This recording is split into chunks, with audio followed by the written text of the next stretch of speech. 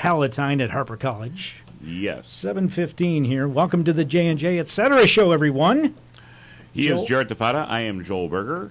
And we definitely have a fun-filled, packed show tonight here. Sorry for the little bit of tardiness here. We're just getting used to actually having somebody on before us again.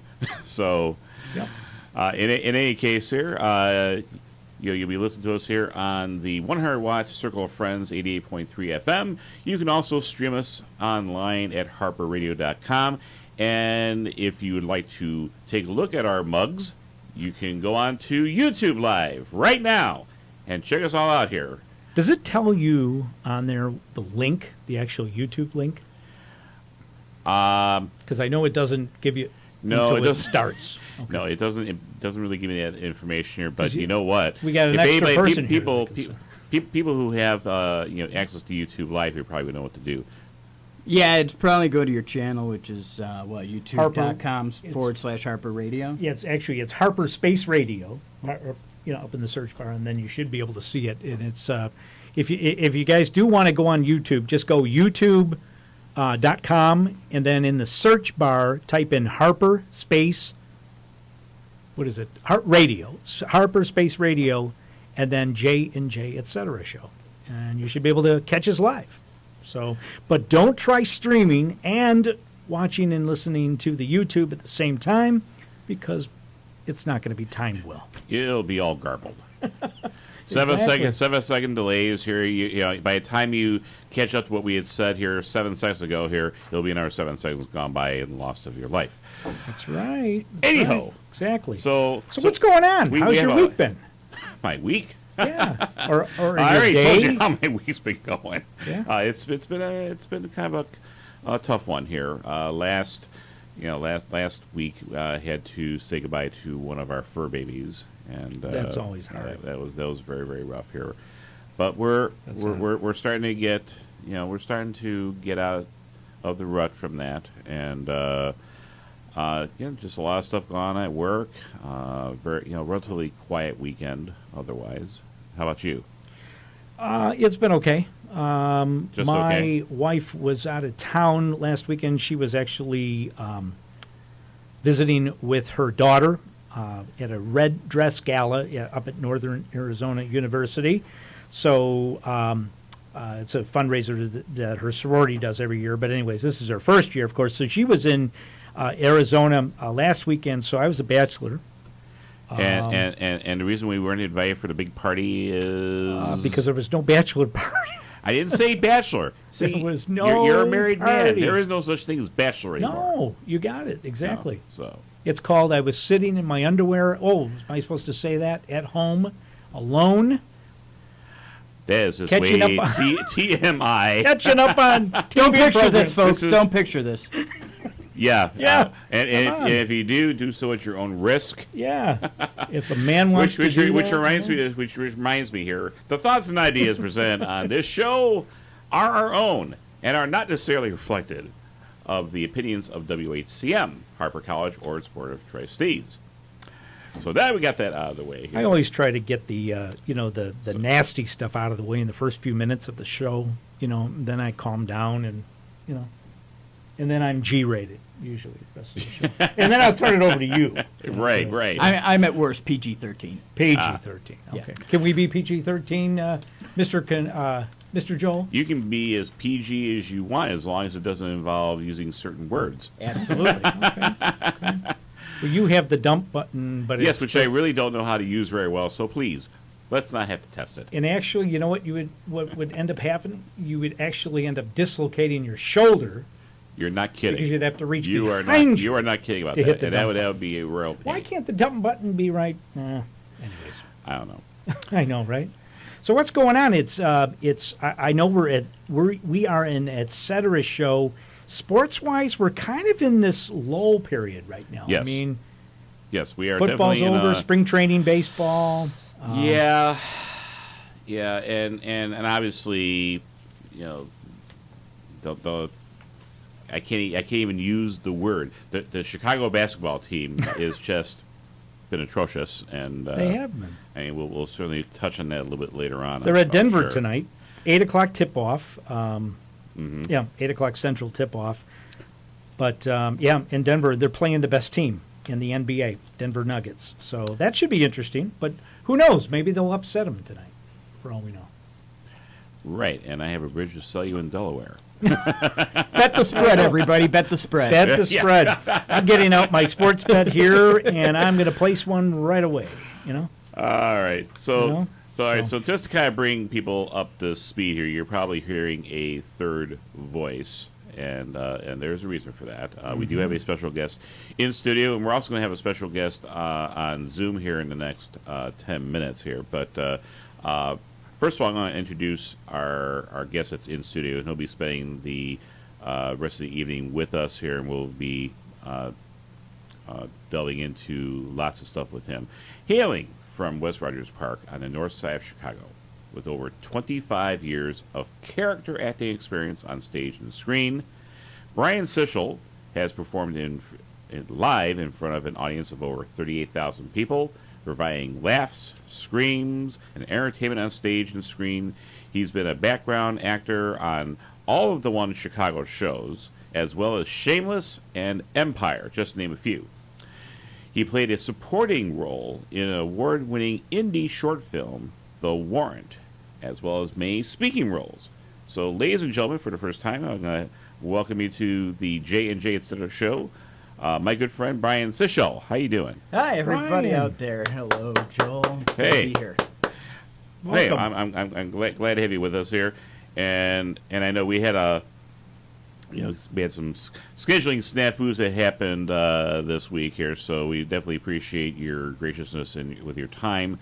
And I would say probably in the 8 o'clock hour, we're going to really delve into some of the things that you've been doing. As I'm sure there are some people out there in Radioland or listening in who are going to want to know a little bit about you.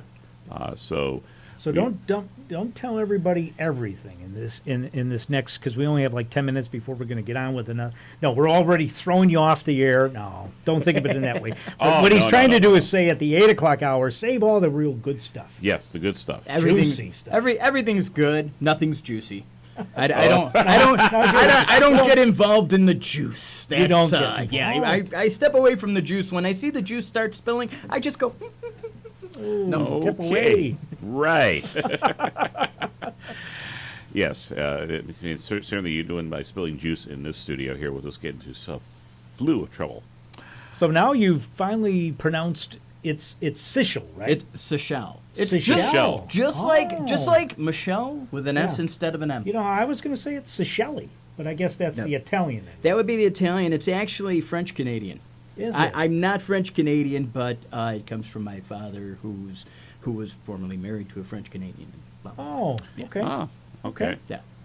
Well, it's always nice to hear about the, heritage. So obviously on a personal note here, you and I have known each other, on and off here for a few years. I actually know you through my wife Francine. She may or may not be listening here. She's got stuff going on here. She sends her regrets, but she does sometimes tune in. So Cool. So she may. She may hit me on the chat line here to say, "Hey, tell Brian I say hi" or something like that. I'll let you know when that happens. Okay. But obviously, for a little bit of a tease, where I obviously know you from here is that I think we, saw each other. Had a couple of different haunted houses or, haunting events here. Yes. Why don't you tell me a little bit about, the haunting thing? Oh God, I've been scare acting for over 25 years. It actually started and has continued at Six Flags Great America. And Bring- so it was. Bring the mic a little bit closer to you. Oh, Just- sure. Just a little bit. Okay. Sorry, first time working with a radio mic. That's okay. Uh, That's all What right. is this big thing sitting in front of me here? but yeah, I've been scaring people for a long time. I used to be scared to death of haunted houses, and then one day I was at the park with a girlfriend. We decided, hey, it'd be cool to be part of this and become our fear instead of, fearing it. And we actually started the next day. They hired us right away, and I haven't stopped scaring since. Now you related a story to me when we first started, kind of like talking, off air over the weekend about your fear of public speaking. Oh, Tell me a little bit about that. well, I not anymore, but I used to, and it wasn't really so much a fear of public speaking as it was a fear of performing at all. Because when I was young, I had a little bit of a snafu in an attempt at stand-up comedy, Right. And it didn't go well, and so for the next few years, I decided I was going to stay away from any stages or anything until I knew what I was doing. Ah. Okay. So, I think, where was I going to go with that here? All right. So much for my notes here, chicken scratch here that I was writing down. Can't here. read your own writing. My huh? first rank. So, suffice to say here, I think you mentioned your first bomb. Oh God, yeah. Oh. That 11 years old. 11 years old. I will never forget it. I was in a Taekwondo class, taking martial arts, learning self-defense as a kid, Right. as some kids do. We had a New Year's Eve talent show party, and they said, if anybody has a talent that they want to show or whatever, please, do your thing and, let us know. And I signed up to do comedy because I knew a few jokes and, I imitated like Kermit the Frog and stuff. And I thought, yeah, it'd be funny to do a couple imitations, whatever. And Sure. came time for the party, and it was a huge crowd in there. It was really actually crowded. And I got up on stage, and I completely froze. I made the ultimate mistake you can make, and that's planning a show without planning an act. Don't ever do that. If you think that Note your to self. idea of doing stand-up comedy is I'm going to get up there and I'm going to wing it, you're going to bomb. And it's going to be bad because it's like being a writer. When you really have to start writing a book, all of a sudden that writer's block hits. You cannot get writer's block when you're in front of an audience. That is you can't. And I did. And in front of a microphone too. Oh my God. Yeah. Well, you know what? But it happens. It Yes, happens. Yes. So, I can totally relate Yeah. on that front here because just a moment ago here, my brain was starting to freeze here when I was about to ask you the next question. So we are going to actually, we're going to take a quick break, but when we do come back here, we're going to also invite our Zoom guest on here, Mr. Tim Sinclair. But you are listening to the award-winning WHCM 88.3 FM Harper Radio, broadcasting from the Harper College campus in Palatine, Illinois. And we'll be back in just a couple. Of course, it would help if I used the correct, the correct mouse here. So, okay. We are just having nothing but trouble today. Man, oh man. They don't make them like they used to. Man, oh, what is going on here today? it's Sorry, me. folks, I here, jinxed it. technical difficulties beyond my control. Lord knows. But we'll be right back.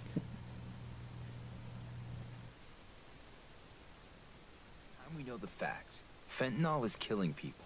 It's a powerful opioid, often made illegally and commonly mixed with illicit drugs. It can even be pressed into counterfeit pills that resemble prescription medications. Just 2 milligrams, about the size of a few grains of sand, can potentially be lethal. This isn't an ad to scare you, but it is an ad to make you think twice. Get the facts. Go to realdealonfentanyl.com. This message is brought to you by the Ad Council.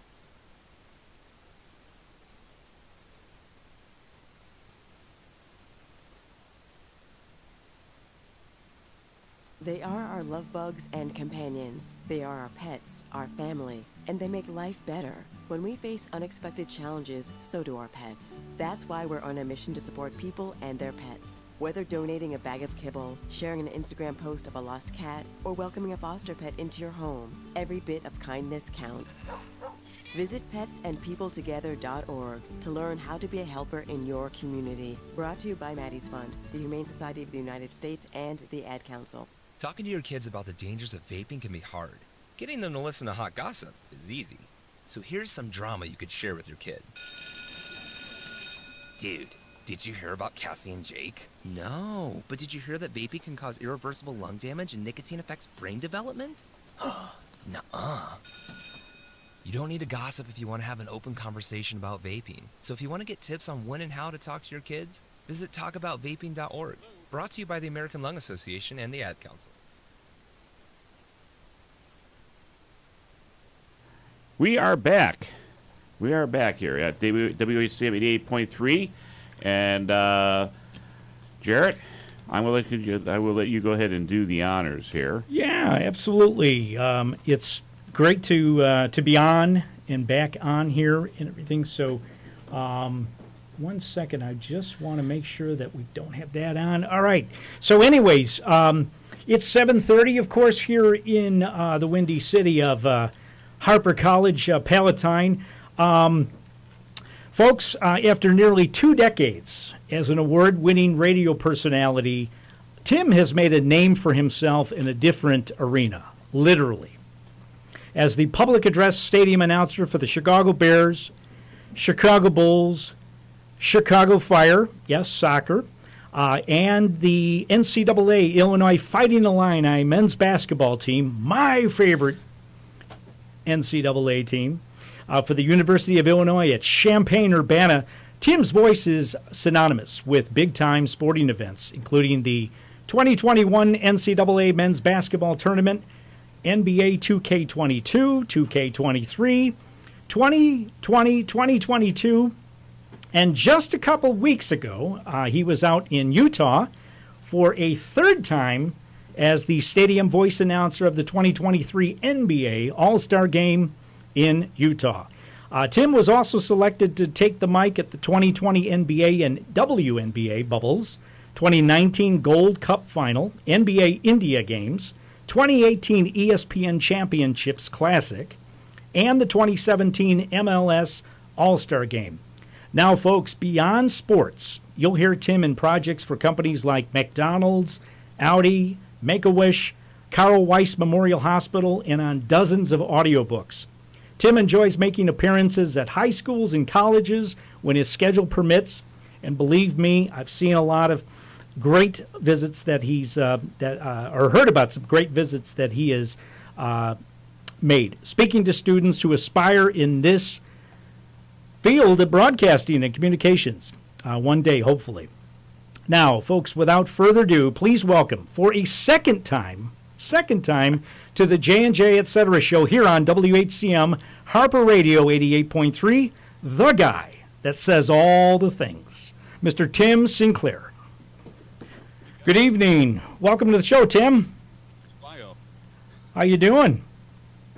I'm doing great. How are you? Doing great. Thanks very much for taking time out of your busy schedule, and I'm telling you. You are a busy guy. Oh, if you're not down in Champaign and or at down there on Madison. It's supposed to be an absolute miracle that we even got you on here right before the Big Ten tournament, let alone things here. Yeah, I'm actually in Champaign today getting ready I'm doing the Illinois High School State Championships the next 3 days. So Thursday, Friday, Saturday, I've got 16 games to get through, and I think a 3-point contest in there as well. So really looking forward to lending my voice to that, and then I'll be back up in the Windy City for Bulls and Fire stuff early next week. Great. No, that's awesome. Wonderful. So you're done with the Illini season, of course, and you only, just for our listeners, you do the NCAA men's basketball team, not the women's team or the football team, right? Correct. This is my first year not doing Illinois women's basketball. I did it for the last 10 years, but schedule was just getting packed and making it hard to do. And I will fill in for football on occasion, but that's not typically my role. Got it. Yeah, it's. Can you actually, especially since it's got to be still fresh in your mind, bring us to the experience, take us to the experience that you just had for a third time, being there at the All-Star game, the NBA All-Star game, seeing obviously the best of the best, and just that experience. And I know you tried to share a little bit of that on social media of your hotel, which was across the street, of course, it looked like from the stadium and all. But just kind of, if you can, give our listeners and ourselves, of course, here in the studio, kind of a bird's eye view of your week experience out there in Salt Lake City. Well, it's always an honor to be asked to go and participate in any way, shape, or form in the All-Star Game. Just a couple get to do it each year, and so as you mentioned, this is my third go. But the weeks are always different. They're always fun, but it's a ton of work. I think most people don't understand how many hundreds and hundreds of people it takes to pull off the events that they do. Not only is there the game and All-Star Saturday night with the dunk contest and things, but there are concerts, there are pop-ups, there's the celebrity game. There's so many things that are happening, and it really takes an army to pull that off, and a whole lot of rehearsing and planning to make it happen. So I flew in Tuesday night and then had rehearsals essentially all day Wednesday, most of the day Thursday, a few hours Friday morning, a decent amount of Saturday, and then my role was Saturday night doing the dunk contest and three-point contest and skills challenge. And so it's a very busy week, and there's a lot of time for sightseeing and things, but the experience of going is one that I wouldn't trade for anything. Not only do you get to work at the highest level, and, for me, with TNT carrying the broadcast, they take a lot of what I do and use it on television. And so that's just another way for me to gain a little exposure and notoriety, I suppose, to the basketball audience as a whole. But then fun things where I was getting onto the elevator at my hotel, and as the doors opened, Allen Iverson's getting off the so you just never know who you're going to run into and who you get to spend a little time with, and a good time was had by all, that I know. Oh, that's got to be great. I mean, it's just got to be, it's an experience that you just got to take in. I'm sure your first year was just amazing. At least, of course, you know what to expect the second or the third time around, and maybe you do some, change your experiences a little bit, or you try to do some things a little bit differently, in all. But yeah, I mean, there's can't be anything better than just being down there on the floor with the action. Yeah, the first time, you're right, was overwhelming, and that was in Chicago, and I wasn't yet doing the Bulls. I was still the Pacers guy at the time, but came over to Chicago to do both the game and All-Star Saturday night, which made for a really busy week. I had zero free time at all. But you do at least know somewhat what to expect the next time, and the kind of work it takes. Kind of a general format for things, and it does get a little bit easier when you're not feeling like everything is brand new. But the experience, getting to be so close to everything and a part of the action at something that, that All-Star Weekend for the NBA is kind of like the Super Bowl is for the NFL. It's kind of the league's shining moment where all eyes are on that weekend. Mm-hmm. And it's a big deal, and it's definitely fun to get to play a small part in it. Yeah, absolutely. I'm going to kind of backpedal a little bit. We had you on our show, of course, as we said the second time. We had you on our show when Joe and I we're alumni, of course, here, and used to do a radio show back in the day where we thought we were just going to be the next, Howard Stern. Stephen Gary. Stephen Gary. I mean, it's okay to dream, right? Right, Tim? It's okay to dream, and but we're back, of course. And at that time, there was a lot of things that we were trying out, some kinks, of course, to get through and all. But we've perfected some of it, and we've actually even made our lives a little bit more difficult too with the additional YouTube Live and trying to broadcast some. He's being pretty generous here about the word perfection here. I mean, we're making progress. Making progress. So It's not a train wreck anymore. I would even be more than happy to go and show you on the YouTube live here, but then it's gonna just make things a complete headache here. So it's all right. You definitely got the voice for TV there, Tim, but tonight's gonna be for radio. Yeah. Heard the face for radio jokes many times. I was in radio for a very long time, so I understand. Do you have a preference? I mean, do you, obviously with voiceover, people hear your voice obviously more than they see you, of course. But do you have one preference or another, or maybe going back to your college days, you had hoped or aspired to be more in television or radio, or a little bit of both? My college days, media wasn't in my purview at all. Actually, I was studying architecture and thought I was going to be an architect, and radio kind of came up rather surprisingly. And I like radio because literally all you have to use is your voice, and so you've got to figure out how to say what you want to say without facial expressions and gestures and people being able to see body language. You just have your voice to work with, and I think that's been super helpful, that experience for me in doing public address, because by and large all I have is my voice. But in television, it's a bit of a different animal, and I do enjoy being able to play to a camera and being able to use other parts of expressing yourself other than just your voice. And so it was a unique challenge. I enjoyed. I did TV for about 4 years and loved it. That has helped me in some ways too, but I think radio was probably my first love and what really prepared me the best for the job I'm doing today.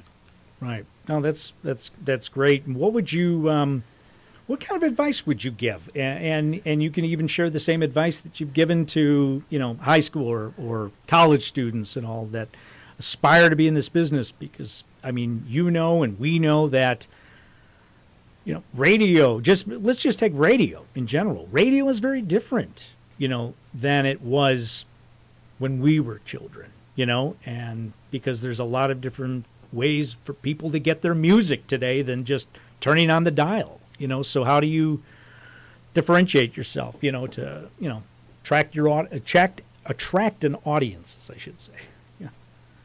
I give these 4 single words to people, and it applies to media, radio, public address, television, but I think it applies to you, and it's ability, availability, humility, authenticity. And so ability, you got to be good at what you're doing. You got to constantly be working hard to craft and improving who you are as a person and who you are as an employee. Then availability, you've got to be willing to work when asked, and certainly early on, you can't be very picky. If someone asks you to do and you say no, they're probably not going to ask you to do it again. They will go to somebody else that they can find who's available to do it, and that means sacrifice. You can sacrifice time or sleep or energy or sometimes money in order to get opportunities, but those opportunities are critical to making your way in whatever career you choose. Humility, once you get those opportunities, you gotta be easy to work with. Business, there are lots of prima donnas, there are lots of people with ego, there are lots of people who are difficult, and people who hire you don't want to deal with that. And so if you can be helpful, if you can be kind, if you can be reasonable, if you can be on time, if you can come in ego-free, that's going to take you a very, very long way. And then the final part is authenticity. And it's that being yourself, not trying to emulate anybody else, not doing things you're uncomfortable doing or trying to copy or mimic something you've heard. Just being who you are, that oozes through the speakers or through a television screen. And that'll take you a long way, too, because audiences aren't dumb. Whether they realize it or not, they can tell if you're faking it or if you're acting or if you're trying to always be turned up to 11 when the situation doesn't dictate it. And so I think it'll take you a long way, not just in media or radio, but in any career you choose. Great. I mean, I think that's, spot on, absolutely. You've got to find a way for your personality to come out, your unique personality to come out over the air, but obviously not be someone that you're not, because your listeners will figure that out, and I mean, we actually had we had a privilege and a wonderful opportunity last week. We had on David Kaplan on with us. And as you know, of course, he's done a lot, right, between radio and television. And one of the interesting things Coaching. that in coaching basketball. Yep. Yeah, exactly. One of the things that just blew us away was that when he was with WGN and he was asked one night to fill in for, I don't know if you remember Milt him. Rosenberg. Yeah, Milt Rosenberg, of all people.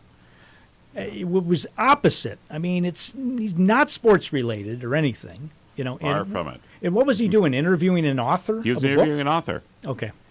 I mean, Spur of the moment, he was told that you're filling in for him, and you've got to educate yourself very quickly on this author to interview him.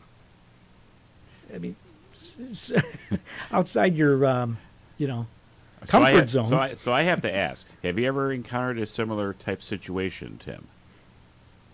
Yeah, that word could be added to the end of my list and add flexibility. Rigid and can only do one thing, and if you get thrown off your train track, you're in trouble. That's going to hurt you too. I've had a number of things like that. I think the one that comes to mind, speaking of All-Star, was my first All-Star game. It was in Chicago. It was, many remember, just a few weeks after Kobe Bryant passed. Right. And a whole bunch about the All-Star game to sort of remember him. And what they decided to do was sort of have each quarter be its own game. And whoever won the quarter, then $100,000 would go to that team's charity. And then they'd play the next quarter and do the same thing. And then the final quarter, they didn't use a time. They used what's called an Elam ending. And they added Kobe's number of 24. And the team that got 24 points, more than the highest score in the fourth quarter, would be the winner of the game. Well, we had practiced all week long for this game. We knew what was happening. We knew how it was set up. And about a minute into the game, maybe 2 minutes into the game, the NBA realizes that they want to make it a little bit more obvious throughout the game what's happening, since this is brand new, for the crowd and the people at home to go, yeah, this is its own game. We're getting close. It's almost the end of the first quarter. $100,000 is on the line. But they didn't know how to do that. And so all of a sudden, I've got somebody in my ear going, in the middle of me calling a game like I would call a normal basketball game, hey, you need to hype this up. We want you to start sort of commentating through the game so understand what's on the line, how much time is left. And all of a sudden, I have to switch roles on the world's biggest stage and start going, just 3 minutes left in the quarter. Team LeBron is down to $100,000 is on the line. Who's going to make it to the end? Like all these types of things without any preparation whatsoever. And I was comfortable enough doing it, and I certainly heard from many people after the fact that they were really glad I was, because that could have been a train wreck if like I got to be on the script, otherwise I'm out. So yeah, those things happen, and if you can do them well, and if you can pull them off, that in and of itself will get you more opportunities, because people realize if we have to make adjustments, if we have to make a decision on the fly, we're not sabotaging our own product. We have someone who can roll and do a killer job regardless. No, that's great. Thanks for sharing that. Because you always have those types of those times, when you've got to be able to just, ad lib or think really quickly, right, and react. I mean, a lot of folks or a lot of professionals have to do that on the air. You'll see some of the times, like newscasters, have to, especially on nights like election night when there's like things coming in at the last minute and all, and you just learn that. But I mean, like with your experience, No, you don't get that opportunity. I'm sure some of the times it probably crosses your mind, but you don't get that opportunity when you're at the Bulls game, other than if somebody, it's a foul and you've got to call out, 2 shots or 3 shots or 1 and 1 or whatever it is. And, in fact, actually, that just reminds me, you're calling on a lot of nights back to back too, of course, in the heart of the season when there's, especially during those weeks where you've got an Illini game and then the next night you're at the UC for the Bulls game. The rules the rules are a little bit different, of course, going from back and forth. How do you keep that all straight, or sometimes do you go, oh my God, I'm not at the I'm not, this is not college, this is pros now, I don't think I've ever necessarily had a problem keeping them straight, but it is weird how different they are. Obviously, college they play halves, pro they play quarters. Getting to the bonus and double bonus in college is 7 and 10 fouls for the half, whereas it's just 5 for each quarter in the NBA. You're never going to shoot a 1 and 1 in the NBA, whereas you are in college. Mm-hmm. I guess the only time that I have on occasion got tripped up, or at least in my brain got tripped up, is an offensive foul in the NBA is not a team foul. In college, it is a team foul. So if illegal screen in the NBA and Andre Drummond hits somebody with his shoulder as DeMar's coming around the corner, and it's a foul on Drummond, that could be his second personal foul, but you don't add one to the team. It doesn't count as a team foul. In college, if that happens, it would be the person's second foul, and you would add one to the team foul totals. So that's the one that sometimes it's just natural to say his second, team's third, but in the pros, it's not how it works. So there are a few things like that you got to sort of keep track of. Technical fouls, same thing. Mm-hmm. Those don't go against the player or the team. Oh, they it's don't. just throw, and if you get a second one, you're thrown out of the game, but it doesn't count as an actual personal foul. So Or if the coach is giving it a technical order. some of that stuff can get a little tricky sometimes. Yeah, no, it's a good point. I mean, you ever think about that? I mean, we hear that all that. We hear you say, that's the second foul, the team's third or the team's second, and it's, yeah, I mean, I hear it all the time, but it's like, do I really understand it? Well, you did a good job of explaining it. And, it's not just like in your position. I mean, the reason why obviously we've got you on tonight is because of you're a public address announcer. This is media, of course. There's maybe some people here that aspire to do what you're doing or to do something similar. Not to take your job. At least not us. We're not looking. Your job is more than safe here. Yeah, we're not doing that. At least from us. No. But you have to know, obviously, I mean, think about it. I mean, you've got basketball, college, and pro, and then you're doing the Bears, that's football, and then you've got soccer, Major League Soccer. So, I mean, what is that, 3 sports, right?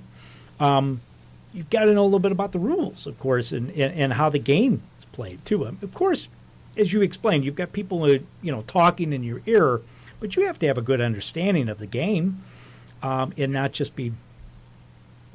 Nobody, the only time I have someone in my ear, I have directors in my ear talking through what's coming up in the next timeout and when the video is going to run, when I'm going to run, when I'm introducing somebody coming on the court, when we're doing a contest. But I don't have anybody in my ear telling me what to say during a game. That's Okay. You're right. I have to know the rules. I have to know the players. I have to be on top of that. In football, I do have a spotter. His name's Rick. He's amazing. And he helps me figure out who made the tackle at Bears games, and then he helps me. We work together on down and distance, and where they're going to spot the ball and things like that. So he's right next to me during that. But yeah, you got to know the rules, and one of my jobs is communicating if something went wrong, what the call was to an audience that might not see or hear what that is, or might be new to the game, and so. Yeah, a lot of that you got to understand, and it comes with time. Like football and basketball I know really, really well. Soccer, I had to learn a little bit. But there's also during a game or during a soccer match than you do in basketball or football. So you got a little time to learn the game along the way. But it comes pretty quick, and the game, it doesn't wait for you. So you either figure... Now, let me ask you this, Tim, because I think you sit courtside along with everybody else here, and obviously you're in the press room when you're doing the football games, right? Yeah, it's not the same. The press box is technically at Soldier Field, the southeast corner. There's what's called the media deck, which is along the western side where TV and radio. I'm in that level, which is just above the 200 level there on the west side. So, I guess from an interference standpoint here, do you ever experience like any type of, let's say, yeah, especially during the Bulls games here, because obviously the radio voice of the Bulls is Chuck Swirsky, and you know how loud he can get. Do you ever encounter situations where it's like there's just so much background noise, and you've probably been doing it for so many years, so you're probably used to it, but have you ever come across a situation where you have totally lost your train of thought here because of something outrageous, going on like behind the scenes there or around you around that table? Really, I wear a headset, kind of like you guys do for radio. One ear is covered, one is uncovered, and then my mic is attached to the headset. And so one ear can hear the room and kind of hear the fans a little bit better and what my voice sounds like in the arena. And then the other one is my voice direct to myself. That's helpful to hear, as along with my director and producer and sometimes the lights and sound guys. So I also know what's going on. It's helpful for me to be able to go, they're talking about this coming up in the next break. I'm still doing my job while the gameplay is going on, but I do like knowing those things. The danger is what you just talked about. Sometimes there are 6, 7, 8 people talking about all sorts of things directly into my ear while I'm saying other words. And sometimes they're talking to me, sometimes they're not. But that can, if you're not careful, most people would hate it, quite honestly. I prefer it, even though at times I have to consciously tune it out because I'm doing something else. Well, I think about that all the time. I mean, you're, like I said, you're at that table, or at the long table. I mean, Stacy and I forget. Adam are down, I don't know, maybe about 4 or 5 from you or whatever space. I don't know if you're right smack in the middle. But I mean, you've got to be hearing other conversations going on, depending on, some people talk louder, of course, some announcers do, and you've got to be able to block that out. And like the Swirsky. Yeah. But honestly, it is so loud in that building. Oh, man. Even happening, that with a headphone on one ear, I can't hear much of anybody individually. Occasionally, you'll have some overzealous fans in the row right behind me that are screaming or cheering or whatever, and you can hear that, but most of it just adds to the dull roar of what's already happening in there. So I don't pick out individual conversations of attendees very often, but I definitely can hear the conversations of my director, producer, and others who are on the headset. The people that you do need to hear. Yeah, exactly. Now you get a little bit of a break from the Bulls. I guess they're in Denver tonight. Of course, it was an 8:00 tip, so they haven't started, or they will be in a few minutes. About 2 minutes. Sounds like a tough one. Playing what is Denver the best team in the NBA record wise? 1 of 2, yeah. I don't know where Milwaukee and Boston are, but yeah, they're right there at the top of the heap for sure. At least in the Western Conference, Denver is. And then this weekend is the Big Ten tournament at the United Center. Are you going to be there at all, or are you going to be taking in any of those games, or no? Busy doing other things, of course. We're tonight at the United Center for the Big Ten tournament, and then it gets going, with a full slate of games tomorrow.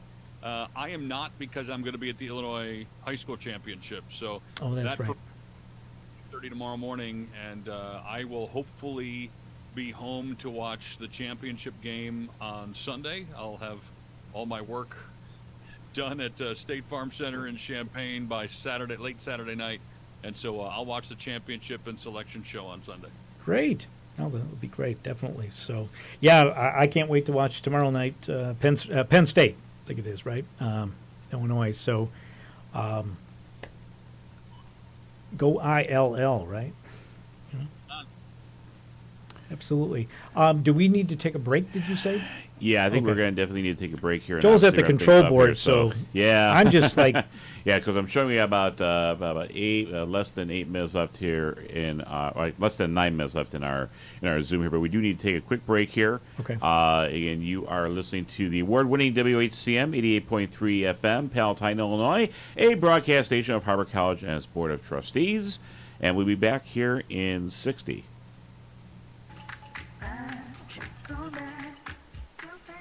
Hey there, listener. Do you enjoy listening to genres like indie and alt-rock? Do you enjoy listening to bands and artists like Gorillaz and Spoon? Well, you are in luck, because The Die with Brian D has got you covered. My show features a wide variety of artists and bands to listen to. Want to tune in? Well, make sure to be there every Wednesday from 3 p.m. to 4 p.m. on 88.3 WHCM Harper Radio. Radio done differently. I think it's just vapor. Vaping is safer than smoking, isn't it? There's really not even that much nicotine in them, right? One vape pod has as much nicotine as one pack of cigarettes. My kid? My kid knows it's dangerous. 5.4 million American kids vape, and most think it's harmless. Get your head out of the cloud. Talk to your kid about vaping. Visit talkaboutvaping.org. That's talkaboutvaping.org. Brought to you by the American Lung Association and the Ad Council.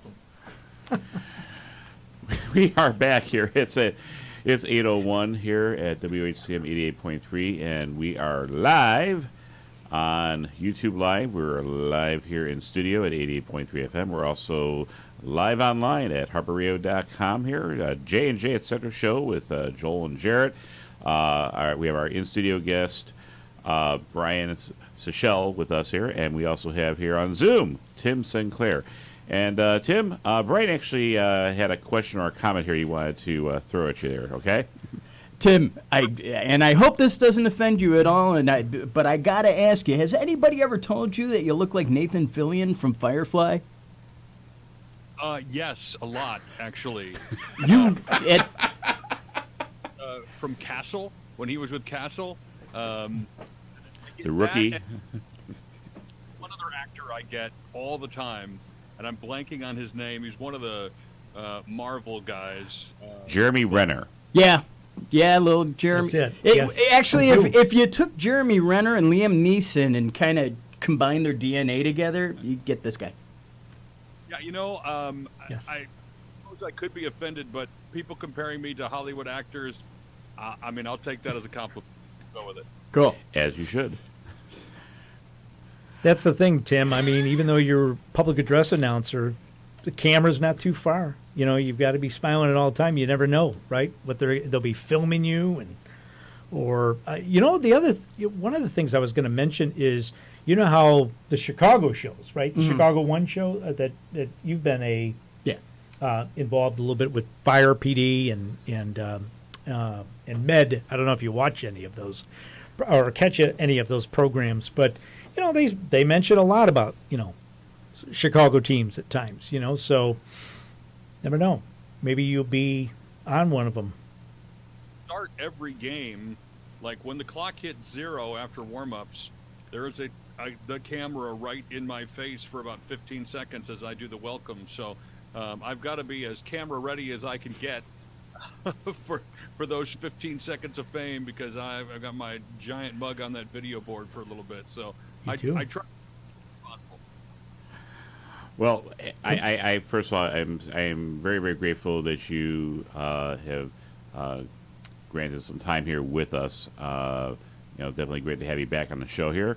Maybe sooner or later here we can maybe do a third time's a charm here. Maybe, do you have any off time where you can come in the studio with us? Summers are better than any other, because Okay. fewer sports going on at the same time. So it's mainly just soccer in the summer. So yeah, that would probably be our best bet. We probably would want to coordinate with the management staff and have you come out and maybe speak with some of the folks and be on one of the or two of the shows or so, for an interview and all. That would be love to have you come out sometime. All right. So, Well, hey, well, Tim, again, thank you very much for your time and especially these words of inspiration here for our fellow broadcasters or broadcaster wannabes. So certainly wish you the best of luck here and have fun with with the NCAA tournament. Will do. It's always a fun time of year for sure. So thanks for having me on, guys. Tim, we went easy on you too. I mean, the two of us have had some ranting and raving about the Bulls this year, and it's not all been positive. And it's not his so fault. We kept it. No, Right. no, He's not just at the all. public address Not announcer. at all. He's Not supposed at to all. be impartial about it, right? Exactly. Wildly optimistic at all times, but yeah, I can't because there's a bull in the corner of my paycheck. There are certain things I can jump into conversations about, and certain things I can't. Yeah, that's right. That's right. Yeah, exactly. we that's why we figure we'd go easy on you. We'll rip in the shreds when you're off the air. No, I'm kidding. I'm kidding. No. Get to do. Exactly. All I right. mean, you're a fan too. I mean, fan sports and all. Love talking sports. So, no, thank you very much. I know you're really busy man. So thank you for always making time for us here on the radio and all. And it's a pleasure to be able to talk to you for a few minutes tonight. So. Beyond good to be with you, and we'll do it again soon. I hope. All righty. Yep. Have a great night. Take care. Thanks, Tim. All right. Good luck to you. Well, that was a great interview. Yeah. Yeah.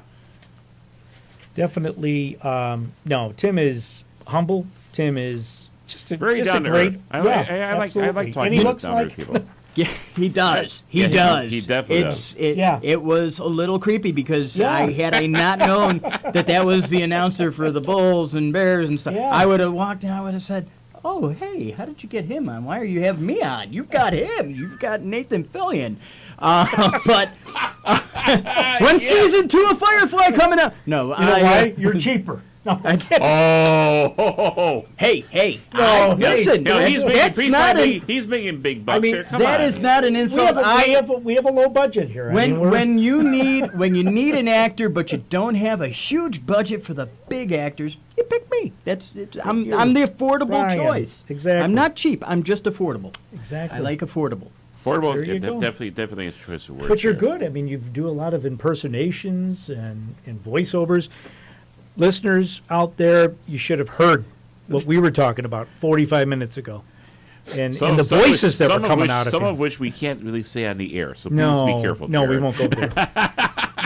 Well, Yeah, then you got to give that disclosure. There's and a then lot you of gotta Thoughts and exposure. ideas presented on this show are our own, and not necessarily reflected those opinions on WHCM, Yeah. Harbor College Tennis Board Trustees. Now you can go. Exactly. So, yep. And you know what? I mean, let's just tell it how it is. This is college radio. We apologize. I know the Stop audio, apologizing. the There's audio nothing- is a little there's- different when you've got somebody going on Zoom. Yeah. There's nothing to apologize for. It is what it is. Yeah. You just plow through it. We plow through That's it. what we learned. We do it. Remember, I told you after our first show, stop apologizing. Exactly. All It right. can't get any worse. This is true. Yeah, there's no place to go but up, as my uncle said here earlier. That's right. Okay, speaking of up and down here, let's talk about the weather real quick. Really? Yes. Okay. So for the remainder of this evening, you can expect cloudy skies. No precipitation expected, low of 34. Tomorrow will be cloudy, but as we get into the latter hours of the day, depending on whether how north or south you are, expect rain to begin with mixed with some light snow, high around 40, but by evening it's going to dip down to around freezing. Friday is going to be a messy start to your morning rush. Sorry, it is what it is. Snow falling. It may get up to a high of 37. And then for your weekend, unfortunately, not much of a bargain there. Don't expect to see much sun Saturday and Sunday. Both days will be cloudy skies with on-off mixture of rain and snow showers. Highs will range into the mid to upper 30s. Daytime lows will dip. Yeah, dump. Dump it. Dump It's- into, it is called dump. It's just Yeah. dumping it into the mid 20s here. Long range forecast, well, don't expect any 50s to return anytime soon. Yeah, well, We've had more than a month. We've had. Come on, I mean, look how spoiled we were. You mean you knew it was coming, yeah, right? exactly. The proverbial, you know what was going to hit the fan. Yeah, Okay, but at least it's March. At least we it's know March, that we're so there's getting light at closer. the end of the tunnel. There's light. You know, there's and definitely you're light. actually going to get an extra hour of light. So, for folks, don't forget to That's turn your right. clocks This Saturday. ahead this Saturday night at Right 2 there. a.m. You're going to lose an hour of sleep, but you're going to gain an hour of sunshine. Ooh, yeah. Right. You know, before Unless we, you go to bed early, then you don't lose the hour of sleep. There's that. I want to dig really deep into what you've been doing, what you have done, where you're going, what you're doing on now. But I'm going to get us out of trouble so just give me a couple minutes. Joel and I are going to take this one here. But today is a special day, folks, and it would be wrong if we ended this show in an hour from now or whatever it is, and we didn't mention it. But today is March 8th. Happy International Women's Day to all the women out there in the world. In the world. I mean, International Women's Day is a global holiday celebrated annually on March 8th as a focal point in the women's rights movement, bringing attention to issues such as gender equality, reproductive rights, and violence and abuse against women, spurred on by the universal female suffrage movement. The International Women's Day originated, I don't know if you knew this, but from labor movements in North America and Europe during the early 20th century. Yeah, the earliest version was purportedly a Women's Day organized by the Socialist Party of America in New York City on February 28th of 1909. This inspired German delegates from the 1910 International Socialist Women's Conference to propose a special Women's Day to be organized, albeit with no set date. The following year saw the first demonstrations and commemorations of International Women's Day across Europe. After women gained suffrage in Soviet Russia in 1917, the beginning of the February Revolution, IWD was made a national holiday on March 8th. It was subsequently celebrated on that date by the socialist movement and communist countries. The holiday was associated with far-left movements and governments until its adoption by the global feminist movement in the late 1960s. IWD became a mainstream global holiday following its adoption by the United Nations in 1977. International Women's Day is commemorated in a variety of ways, folks, worldwide. It's a public holiday in several countries and observed socially or locally in others to celebrate and promote the achievements of women. The UN observes the holiday in connection with a particular issue, campaign, or theme in women's rights. In some parts of the world, IWD still reflects its political origins, being marked by protests and calls for radical change. In other areas, particularly in the West, it is largely sociocultural and centered on a celebration of womanhood. Some people say this day is not needed, while others say it is a necessary step towards the representation of women, equal rights, and justice.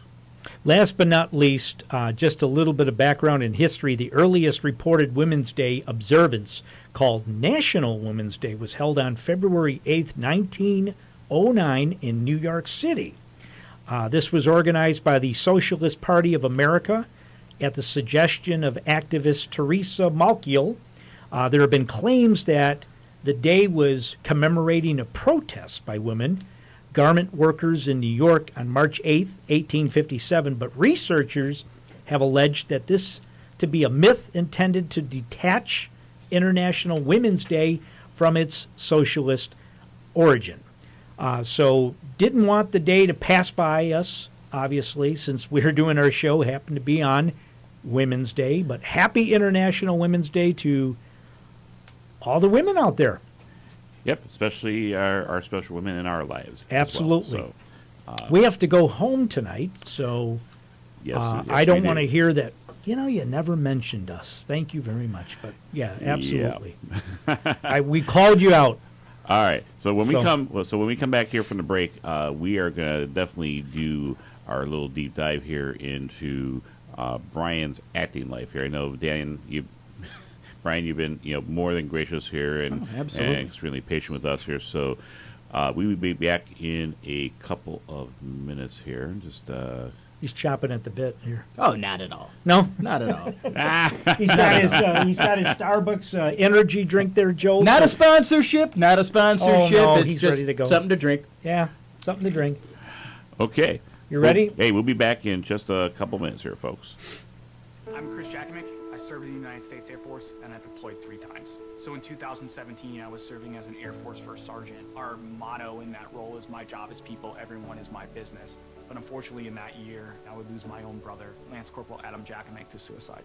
The majority of veteran suicides are from guns. I store my weapons securely, not only for myself, but for my family. Store all your guns securely. Help stop suicide. My service never stops. Brought to you by End Family Fire and the Ad Council. Guess who's back? Back again. Guess who's back? Guess who's back? Guess who's back? Me, Keith Maurice, I'm back going 2 hours long, 2 hours strong on the Keith Maurice Show on Fridays from 10 to 12 p.m. We're going to have so much fun. Going to be playing a lot of variety of music to get you through your Friday middays. So tune in every Fridays from 10 to 12 right here on WHCM 88.3 FM and always online at harperradio.com. Hey, it's Molly, the host of WHCM's weekly show, Vitamin K-Pop. The past few years have been difficult, but you are not alone. Harper College offers a wide range of services and resources to both students and the community alike to keep us happy and healthy inside and out. Visit harpercollege.edu/wellness for financial assistance, tips on coping with stress, upcoming wellness events, and so much more. Let's take our first steps towards a happier and healthier future. For immediate mental health assistance, please call or text 988 to be connected with a trained counselor. Now, who was that on the phone? His phone was ringing. Was so- his phone ringing? I thought you were kidding around. No, let's put him on the spot. That was real. Let's have him tell. That was real. My mom forgot that I was on a radio show today. Hi, Mom. She doesn't. She's not Radio even is not listening. important, She forgot no. that I was on it, so she's not even listening. Doesn't Hi, matter. Mom. You're not listening. It doesn't Maybe matter. I'll listen later on YouTube. My dad texts me or whatever. Well, of course, it's open. He doesn't call during the radio show, but he'll text me. He'll say, "Are you listening I to am me?" always getting feedback from my uncle in Florida. You get uncle. Feedback is a gift, folks. Yeah. You take the feedback here, and I'm also getting the hindsight here. Turn our screens back on to see our lovely faces Oh, again yeah. here. See That's right, yours. or else you won't see the studio here. Yeah, see mine and yours and mine. All right. We'll By go the back. way, have you explained that to your Uncle Jerry? Does he catch us on YouTube or does he just listen on the stream? No, he's actually caught us on YouTube. Really? Okay. Yes. Okay. As a matter of fact, it was he who informed us here that for the first half hour when we did that, no. that our first in studio interview with Mr. Rosenblum a few weeks back here that we forgot to turn the audio on. Like, And that's the one that And we weren't deleted off of. I mean, that was the one that we were not deleted off. That's right. Yeah. So. Oh my gosh. Hopefully they'll delete us from this one too. Yeah. So. There it is, right there. Yeah, you see it? That's your Were first you, one. were you looking at yourself or? It's right on your front screen there. Oh yeah, right. No, that's the wrong one. No, there's All right. another one. That up was at like the top. last week's. J&J, etc. Right Okay, there. we'll be That's the back in a channel. second here while Jerry's fiddling with his computer There here. we are. There we go. You know, But I'm gonna turn the volume Go about off. just go about your business here. We'll be right here waiting for you. Man, oh man. You know, hey, while you're talking about that here, Yeah. maybe we should just What talk do you about have? here that the Bulls are tipping off here at Denver. Yeah, it's about 8:18. Yeah. So Yeah, well, you know, no. Okay, so you done, Jarrett? yeah. Okay. Go ahead. All right, so let's Let's get into the show that we invited someone to be Yes. in the studio with us. It'd be nice if we talked a little yes. about his experiences and all. So I'll let you kick off, or unless you want me to. Hey, fire away. We right. already gave you your intro. Yes, and again, you told us about your horror story here at the Karate Dojo. Taekwondo, but still, yeah. Okay, so you mentioned to me at 18 years old you discovered karaoke. Tell me about that. Okay, well, at the time it was New Year's Eve. My mom decided to splurge and take my girlfriend and I to a local hotel to have a New Year's Eve celebration and whatnot. And I believe I was 18 at the time. Luckily, because my mom was there, we were allowed into the bar, and they were having karaoke night. And my mom decided she was going to, do "Stairway to Heaven" by Led Zeppelin, and she, put it in her thing. And they called her up, and she started singing, but she didn't understand how microphones work. Mm-hmm. She wasn't. I don't know if she wasn't close enough, or she just wasn't singing loud enough, but nobody could hear her. Oops. And when all you're hearing is background music of "Stairway to Heaven" and you can't hear the singing, people are like, yeah. And I had to run up there and try to rescue her, and I got up there and I just started singing with it, and she just kind of like, well, okay, you do it, and I did the whole song, and by the time I got done, I remember it was like a standing ovation. People were out of their seats like, yeah, holy, wow. They didn't. They were. How old were you at the time? I was 18. 18. And I was, man, that was like a bug that bit me. Like, Jesus, all these people cheering and enjoying what I'm doing. I want to do this more. Yeah. So yeah. Makes you feel good. Mm. So then, fast forwarding here, a couple years here. I guess you were 21 years old here. You started working at Fright Fest.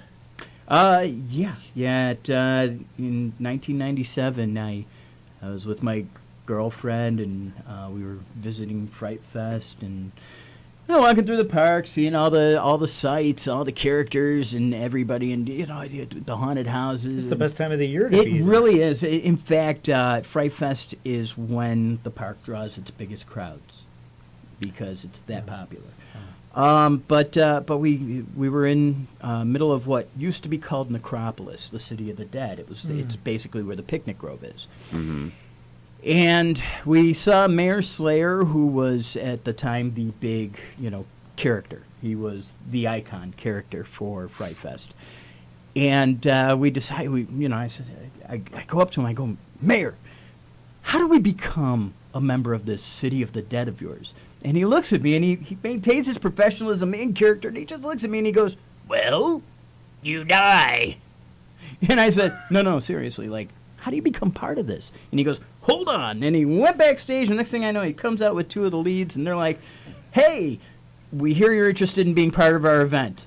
And we're like, yes, we would love to do this. And they're like, well, we'd love to have you come backstage with us real quick, fill out some paperwork, and, blah, blah, blah. Next thing I know, they're going, do you want to start today, or do you want to enjoy the rest of the day in the park as guests, and start tomorrow? When can you start? And costume. Seriously. And we said, no, well, we're going to enjoy the park today, and we'll come in tomorrow morning. And they're like, be here at 9 a.m. sharp, and we'll get you all orientated and everything. And well, we fell right into it. We loved it. Scares were just, oh God, there is nothing more satisfying than than getting paid to make somebody poop themselves.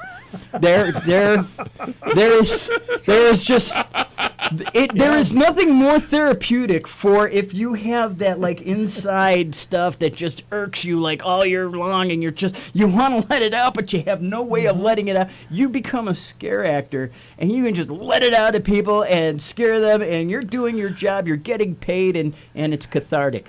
Oh, I remember the times when I was, when I had, the younger kids. Mm-hmm. The older kids were fine, but with the younger kids, I always got stuck with them.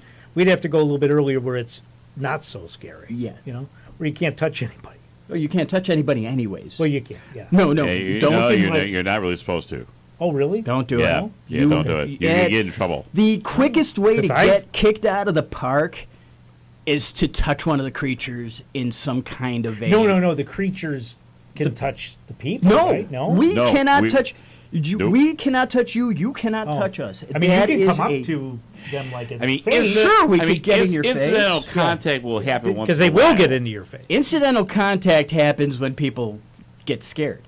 Right. There is an instant reaction of... Well, it used to be known as fight or flight, but I have added a new one called freeze. Because there's fight, flight, or freeze. Because some people, they don't run, they don't strike out at you. They just freeze. They're like petrified. And so you have to know how to react to those three Do you have different. to sign a waiver? Because, No. I mean, you could be... Nope. Something could happen to you. I mean, someone could, somebody get upset. could, but we have escorts. We have people who are watching the area who can radio security in a second. Oh, okay. So if anybody tries any, and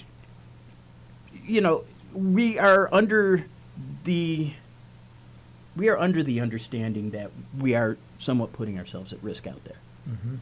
But we also know that there are people who have our backs. So if anything happens, it's going to be handled quickly. Right. So that's not an issue. That I We did are know. not supposed. We don't touch people. I mean, people do want to. Sometimes people want to give us hugs and stuff, and I even try to avoid even the hugs. We do have characters that will hug a guest, and they're friendly with the guests, and the guests love them and everything. But I'm there to. I'm there. I'll be friendly sometimes, but I mainly just I want to give people what they paid for, and they paid to get scared. I'm scared. And I will do it in a way that'll make some people laugh. Yeah. It will. I try to bring some humor into my scare Yeah. because I want them to know it's all in good fun. You know, Right. you may have peed yourself, but your friends are all laughing, so it's good. That's good.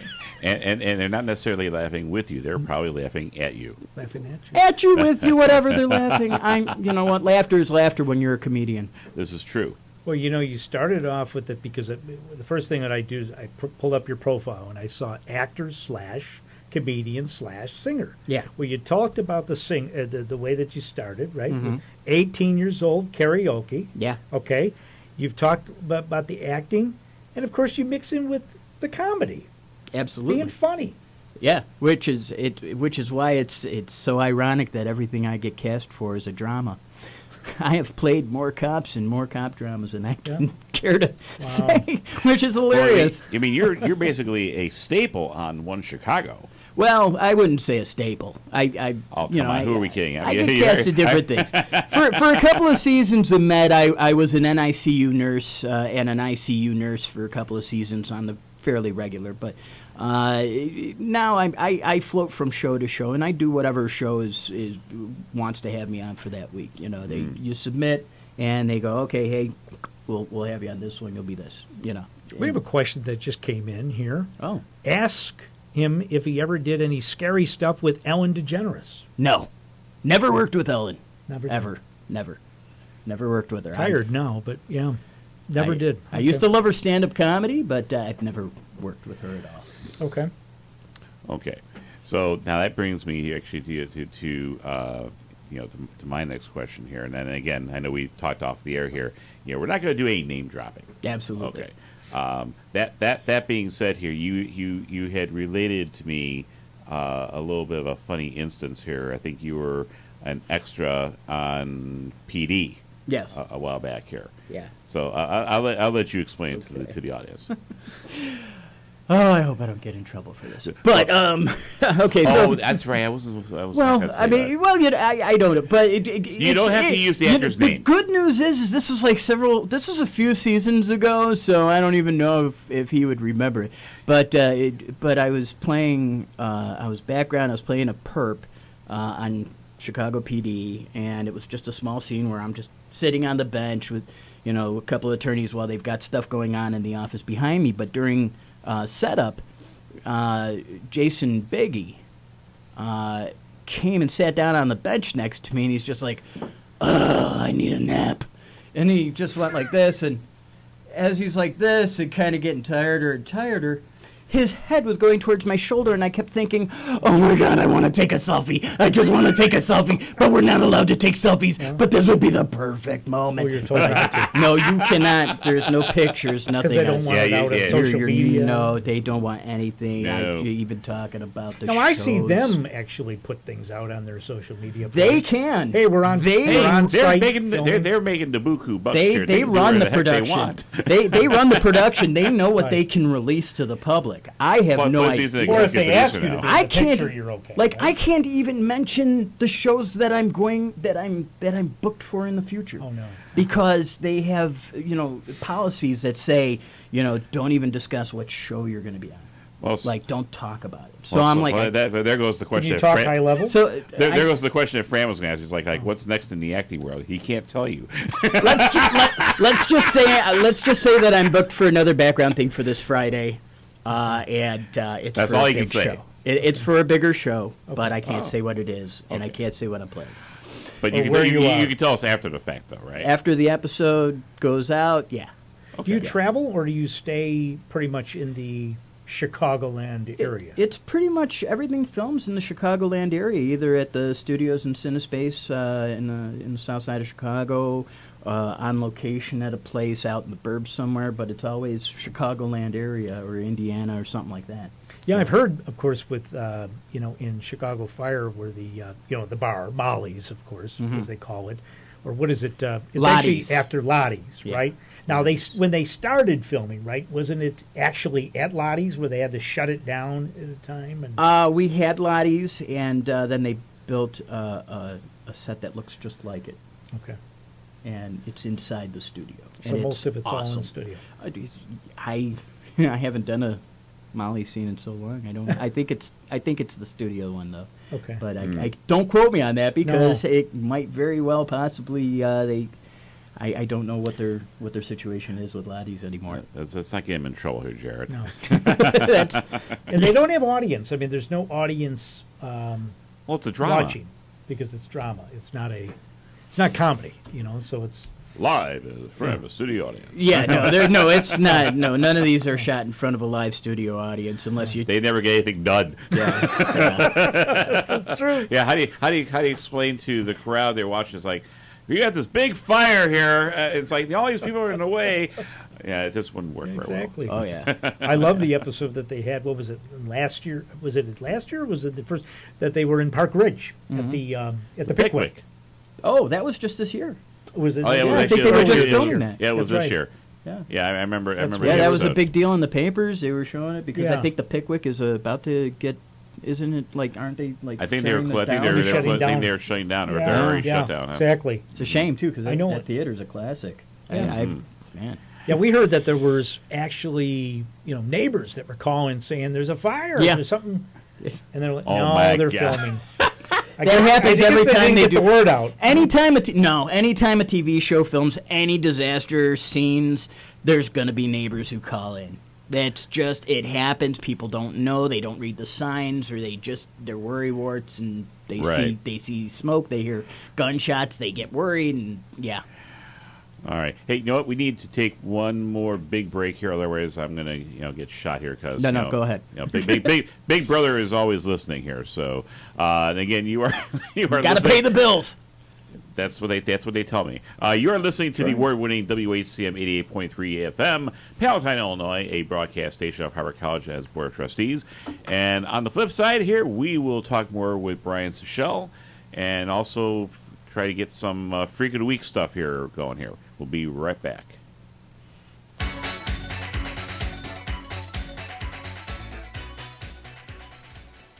Have you been hopelessly spinning the dial looking for some great 80s music? Well, look no more.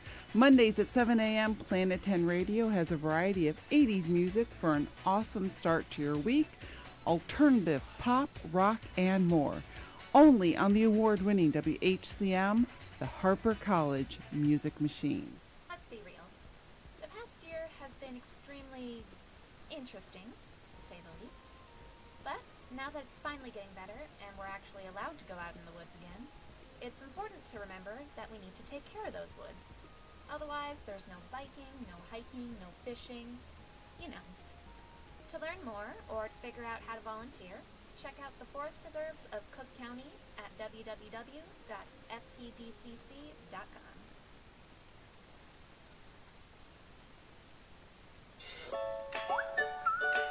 I realize that right now you could be listening to NPR. We're trying to see if we can actually isolate oxygen from the Martian atmosphere. Or Keanu Reeves on Joe Rogan's podcast. What? No. But instead, you're listening to your local college radio station, WHCM 88.3 FM in Palatine, Illinois. I think I kind of like you. Well, we like you too.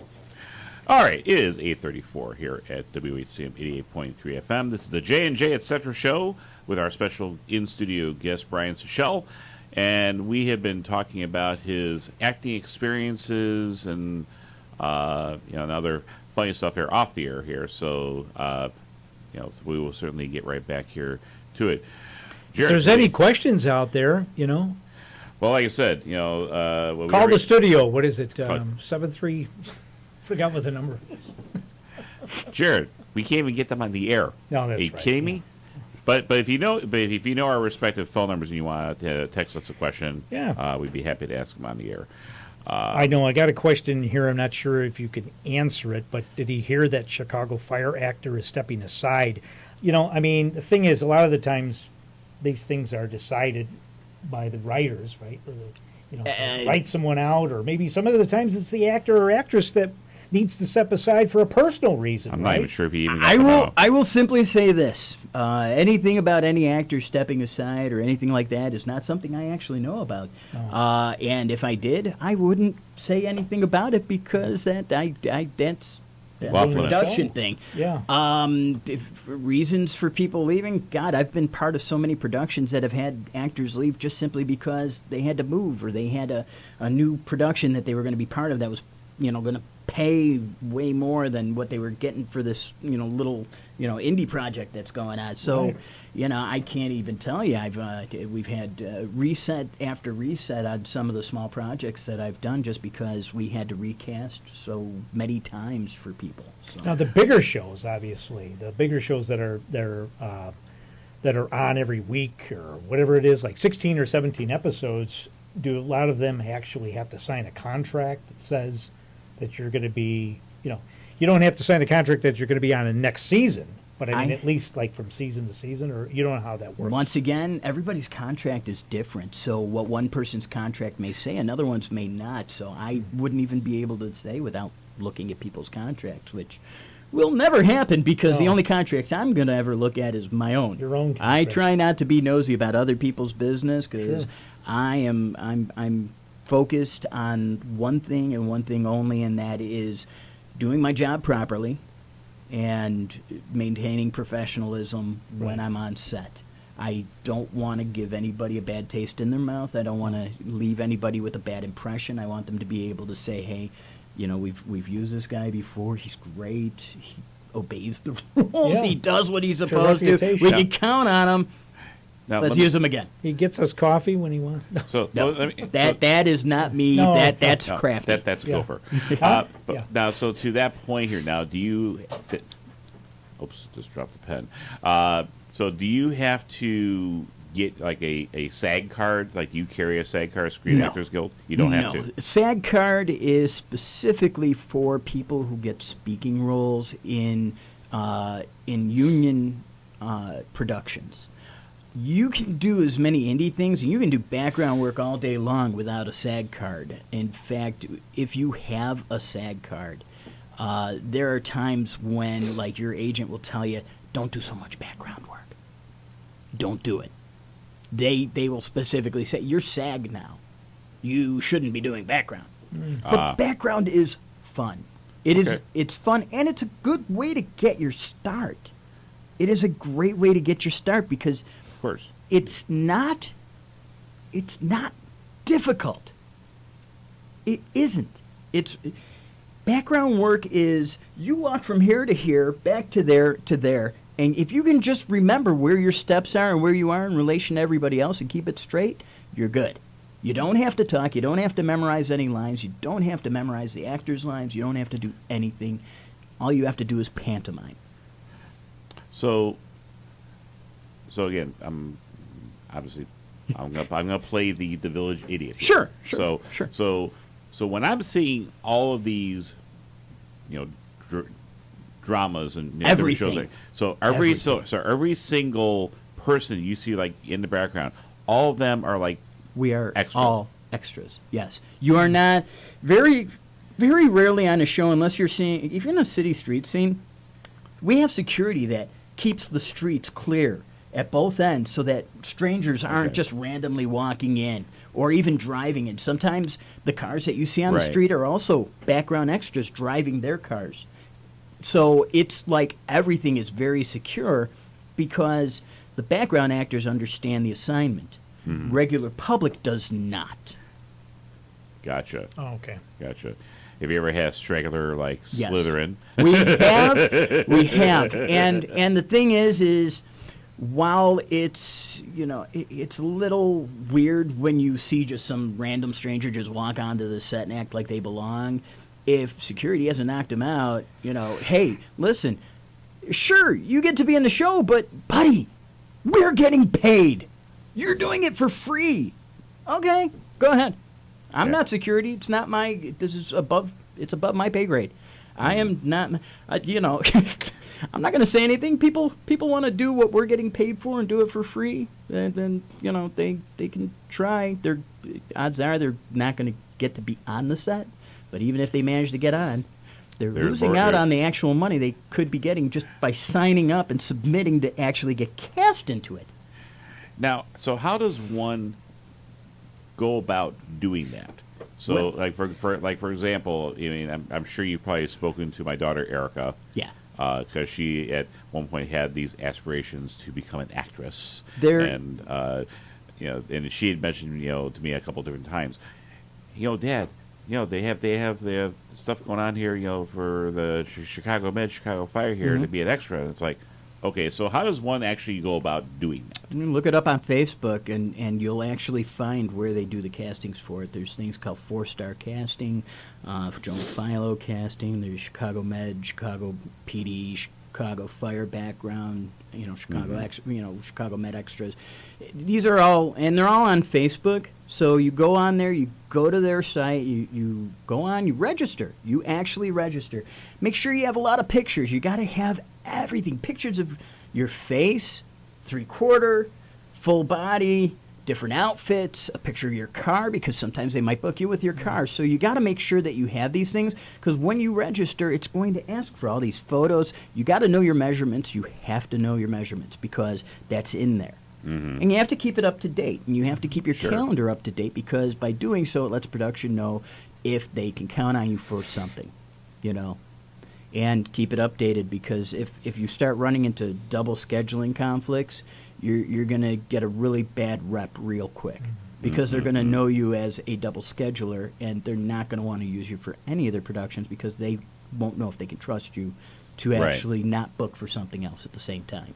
And they have these lists, I mean, obviously, because I would assume the shows are written way in advance, right? Or so they know what their episodes are, so they'll know that they're looking for somebody that, with these particular measurements, maybe that drives this particular car, maybe within this age group. Yeah. In fact, when they do their castings, the casting notices that you will see where they'll ask you to submit, they'll say what they're looking for.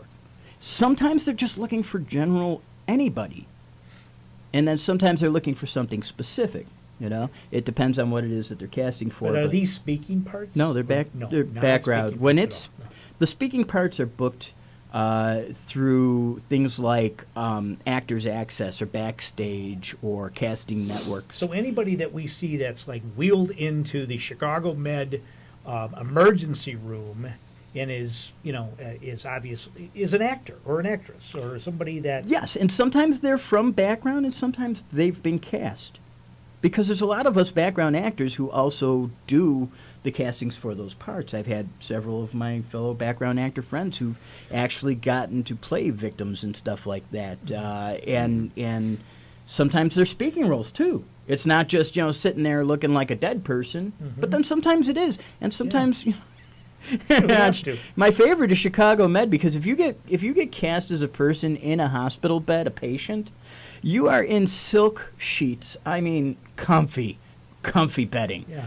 Those hospital beds are more comfortable than any hospital you'll ever be in. I mean, they are nice sheets. Are they really? But we have been had in them, huh? people. You've experienced. I've played a nurse, so I've touched them. Okay. I've never been in it because I've never, You haven't been sick. Well, no, it's just once you play a patient, sometimes that's all you get. Then, and I like the fact that I'm usually get cast as a medical professional, either a doctor or a nurse or a med tech or something like that.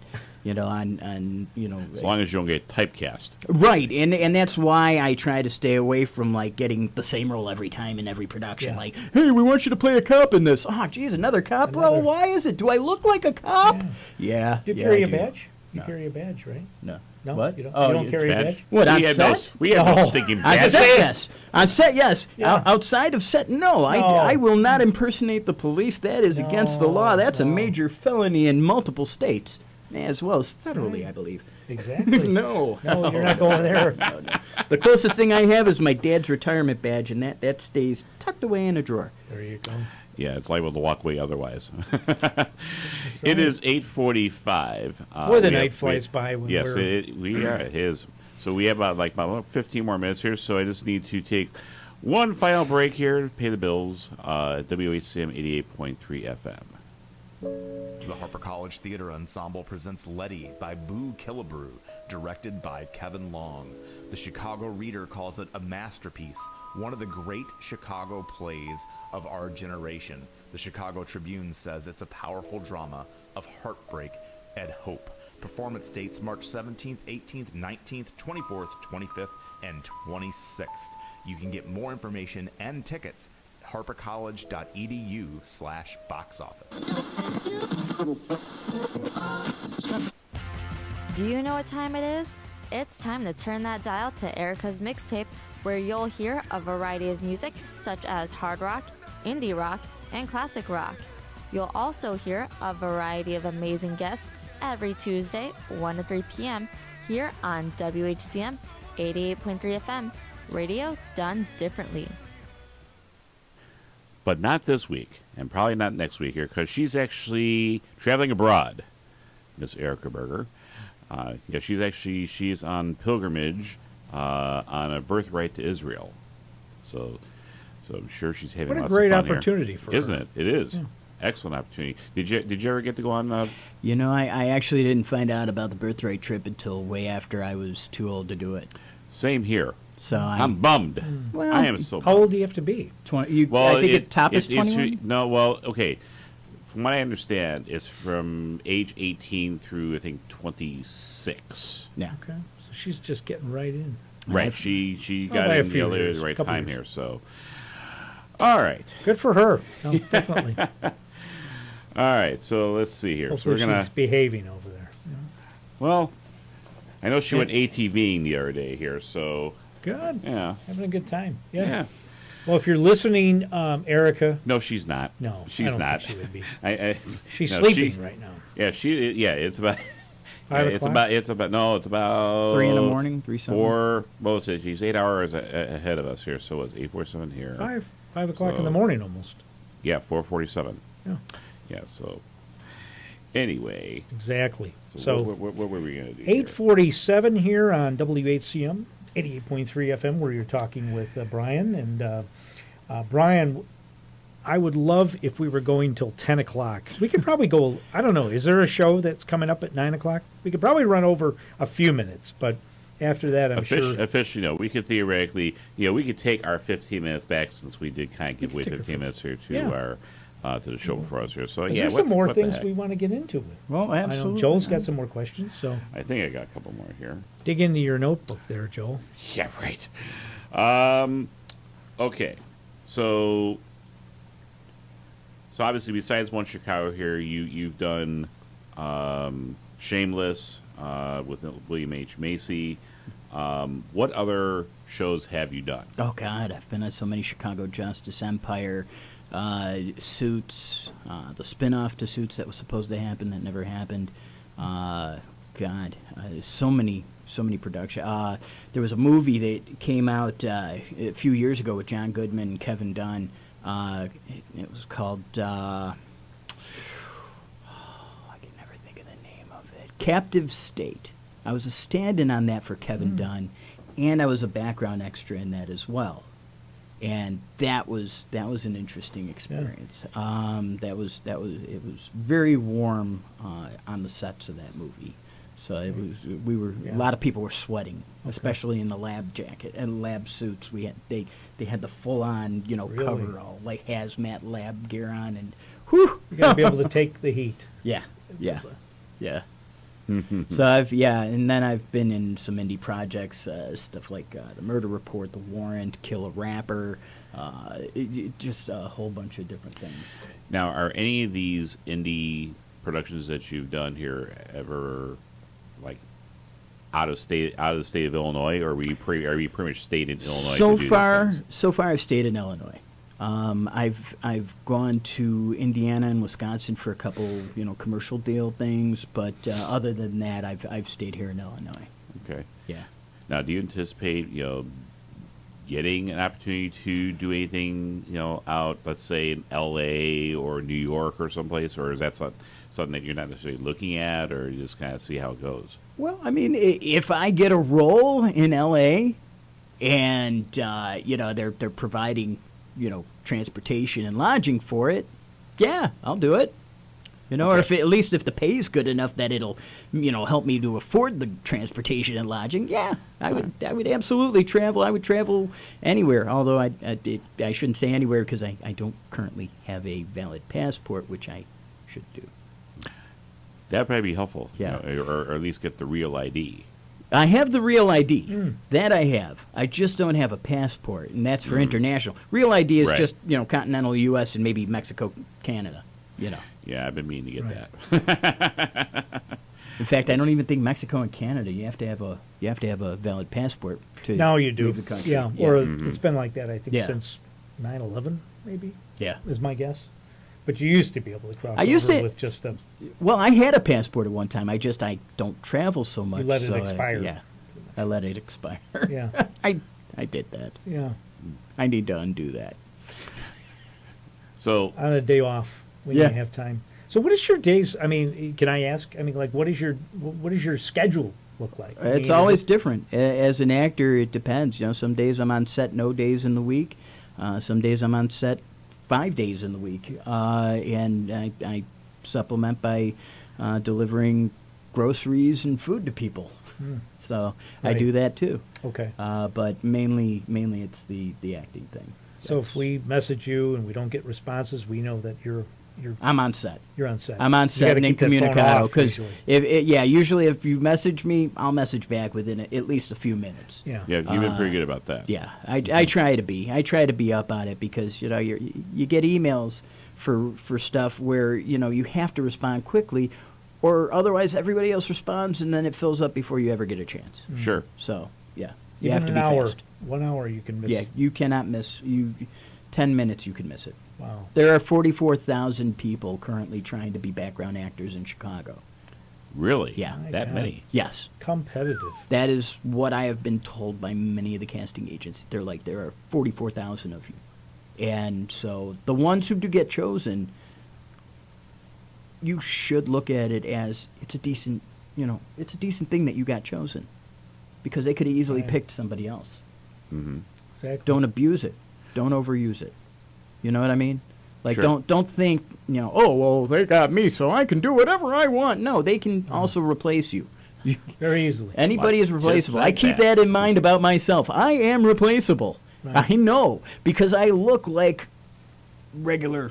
Like, Exactly. I know for a fact that I look like 8 different people in the Chicagoland area alone. I have almost the same exact face and everything. I've had people who told me, you look just like this person. I know that, blah, blah. So I know I have a familiar face, and I think that might be. You got a twin out there. I've got You a gotta lot be careful. I got a lot of twins out there, actually, and I think part of the reason I get cast is because I resemble so much of a portion of the population Right. that it works.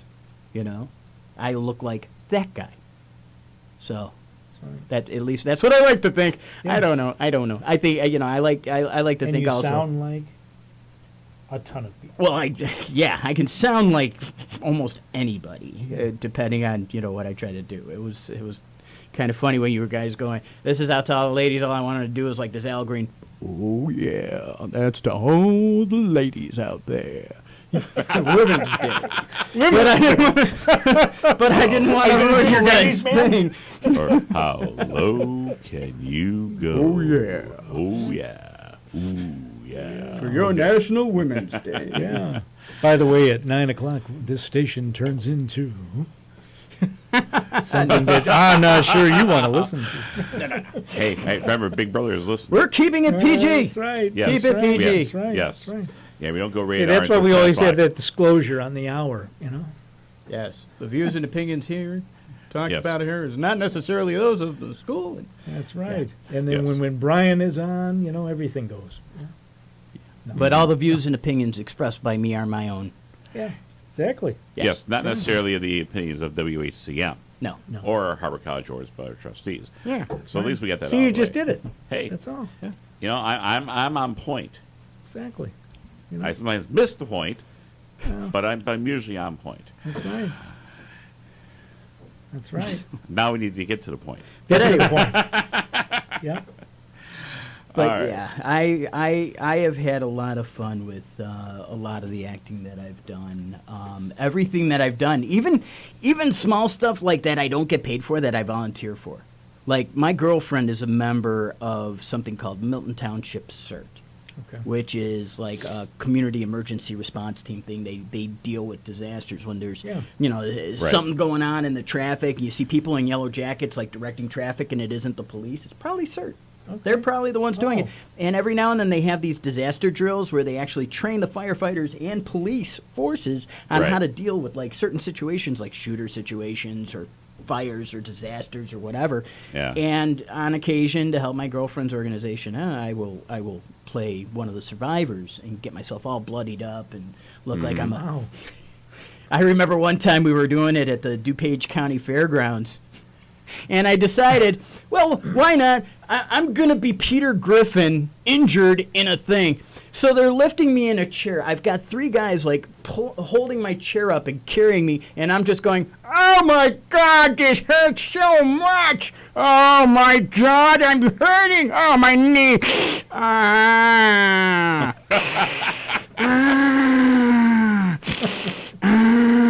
Oh my God! You know, and it took them everything they could to not crack up while they're trying to rescue me, but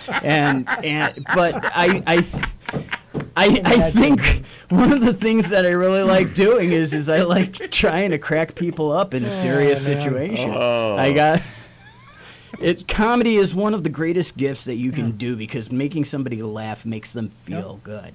And so if I can make somebody laugh, I feel like I've accomplished something. You know, when you were mentioning the chair thing, I'm sorry.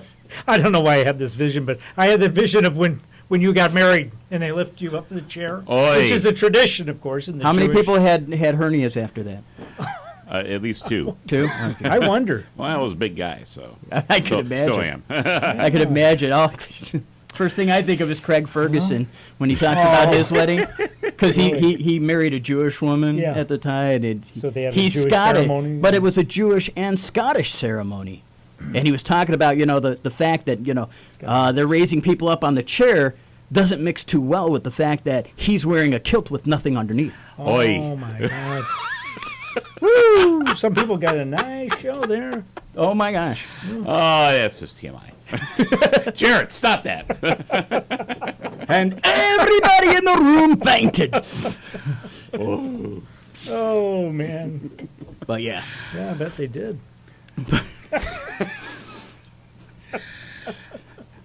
I'm going to switch gears for a second because Go ahead. I remember a couple of years ago, Brian, you I think had to totally shave your head for Yes. one of your roles. Well, yeah, I was. It was actually for the production. It kept switching actors, and we still Right. haven't gotten it out. It was a fan project of Mighty Morphin Power Rangers, and I was cast to play Zordon.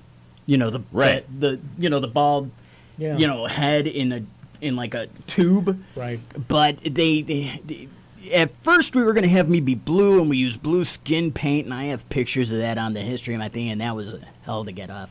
Oh my God. But the thing that was weird was the second time around that we did it, he went for like a different look, and so I had to shave my head, and I had grown my beard out a bit. And it actually looked pretty good. I had people telling me I looked like ZZ Top? No, not ZZ Top. the video game God of War, the main character from that. I can't think of his name. I don't play it either, but a couple of people had said, "Oh, you look like blah blah blah from God of War," and I'm like, "Oh, Maybe cool." Hunter would know, or somebody. Probably. Yeah, but he's not listening to the show. No, it's not his thing. He does. You know what? He's It's not, the he's main not, he's guy, Not, though. he's not into radio. He doesn't know what good entertainment is. I mean, the J&J etc. show, especially when you're on here with. Oh, sure. This is priceless. Hey, cool. Yes, and again, I really appreciate you taking the time out here to be on here with us. So we're gonna give you a bonus 15 minutes of the J&J etc. show here. We're gonna go till 9:15. Sorry, honey, I will be home a little later. Oh, you're already in the doghouse anyway. I know I'm gonna be in the doghouse eventually too. So, but we did start a little late here. So. So anyways, this guy take care of a little bit of business here. Again, you are listening to the award-winning WHCM 88.3 FM, Palatine, Illinois, a broadcast station of Harbor College and its Board of Trustees. And when we come back here, we will sort of wrap things up here with Brian and also see if we can squeeze in a Freak of the Week here. So, Jarrett, I'll let you get Freak ready it for in. that here, all right? Let's freak it in. I mean, sneak it in. Sneak it Freak in. it in. Yeah, I got your sneak right here. That's right.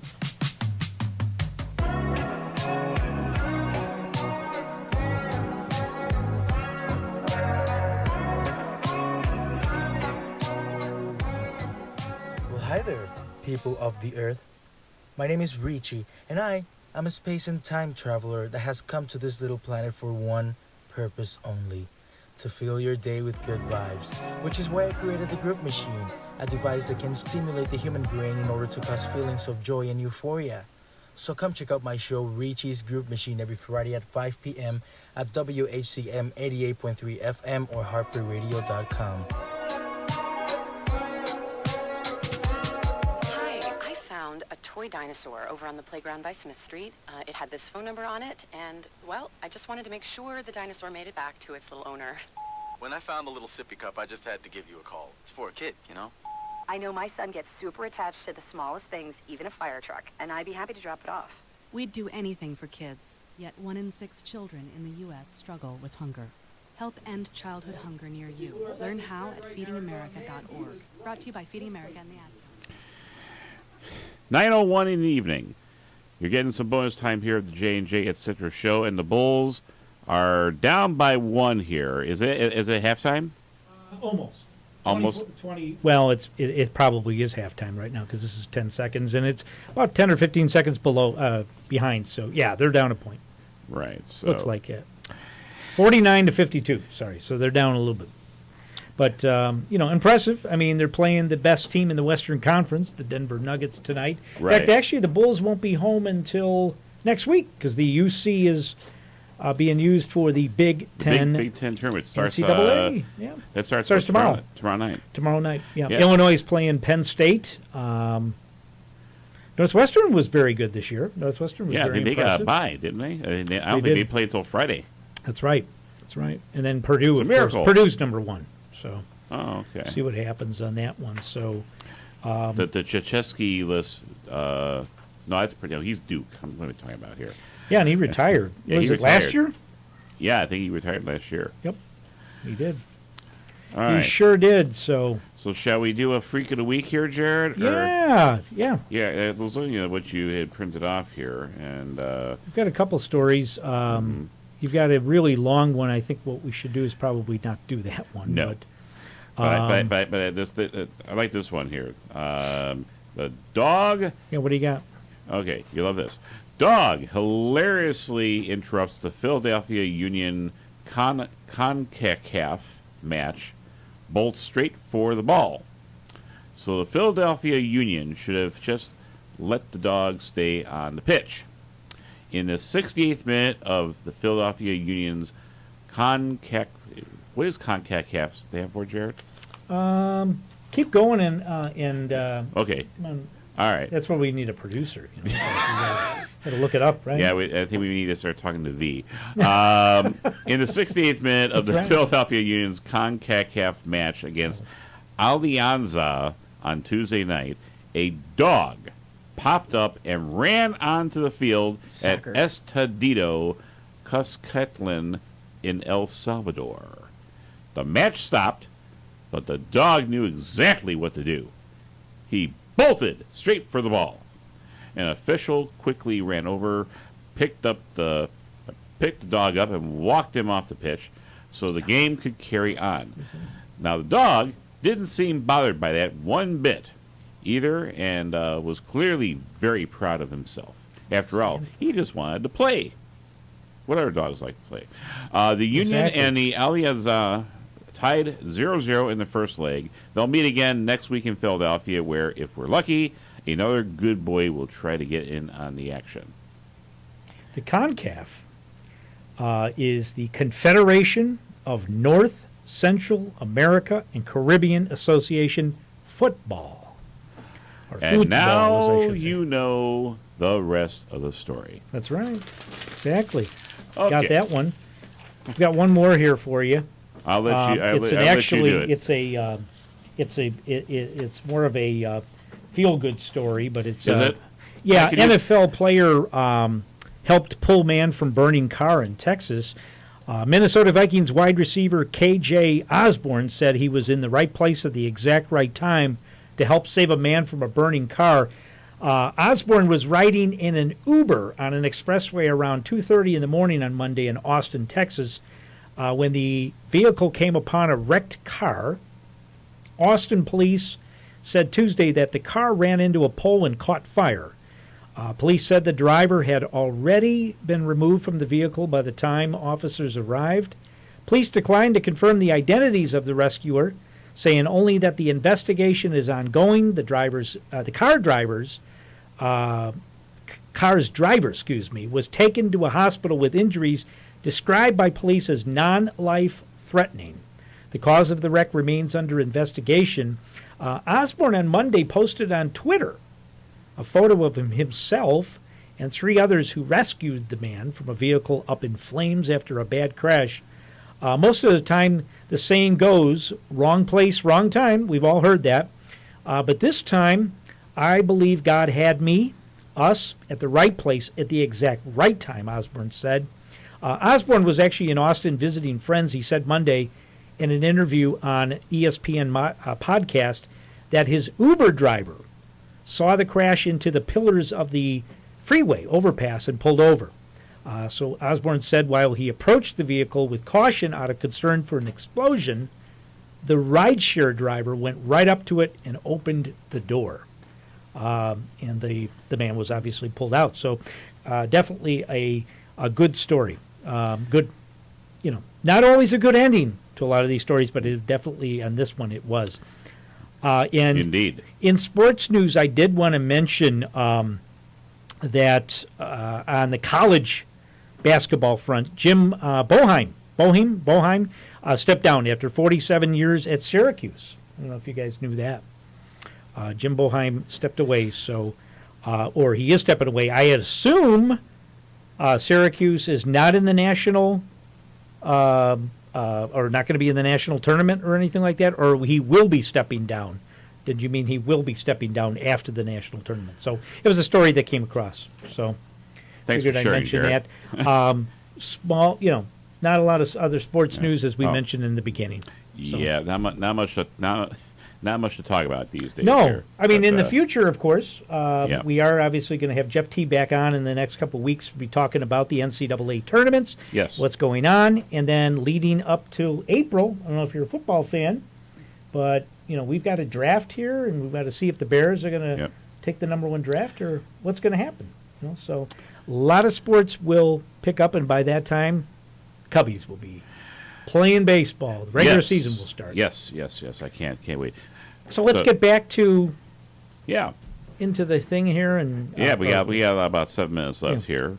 So let's see here. Do we have any other questions here from our fans here? Has anybody tried chiming on your phone there, Brian? Just to make sure we haven't Misty Beats here. By the way, Erica says hi. Oh, hello. Oh, you finally heard from her. Well, yeah. She's up now. Considering the fact, I texted her at about 4:45 this afternoon. Said, "Are you asleep?"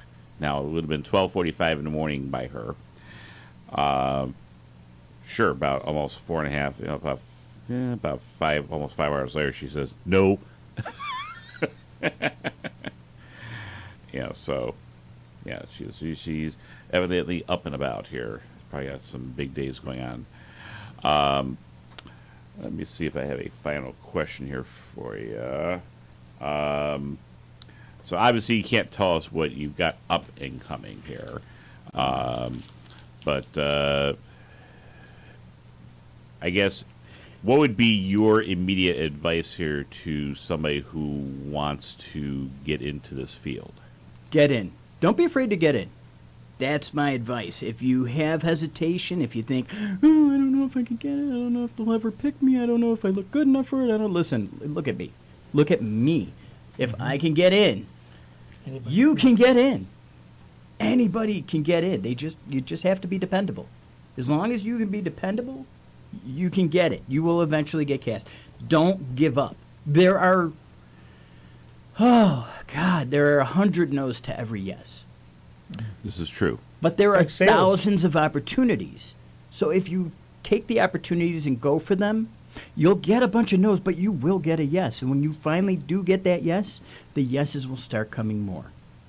How do you do it when you're working full time? Like, for example, Oh, God, let's just say Joel. I mean, how could he? You've got to be able to be off at the spur of the moment, right? So, Well, I mean, if what do you have? A lot of people that are freelancers. A lot of them are people that do gig work. They are brand ambassadors. They do trade shows and stuff like that. So they're always getting like random work, or they're doing like I do, where they deliver food on their off time with a gig job like that, or they're doing Uber or Lyft, where they're driving people around. Everybody's got a hustle, and you have to have a hustle, because if you don't, you're going to be what's known as that starving artist.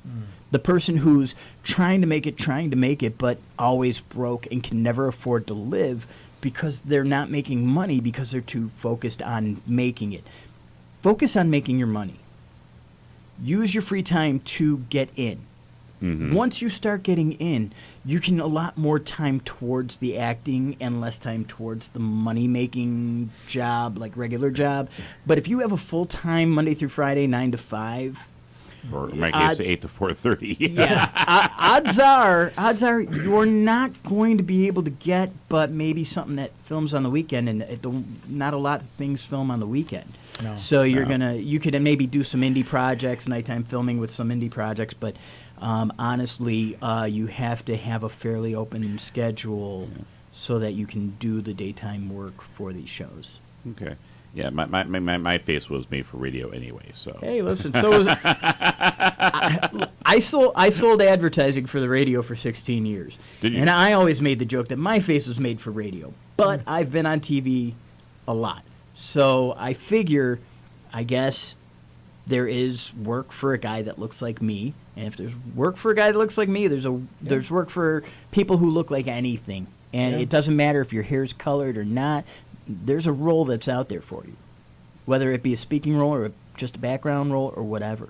And I don't even want to say just a background role, because I don't want to diminish the importance of background actors. They are essential. It seems like. They are an essential bunch, and not only that, but we are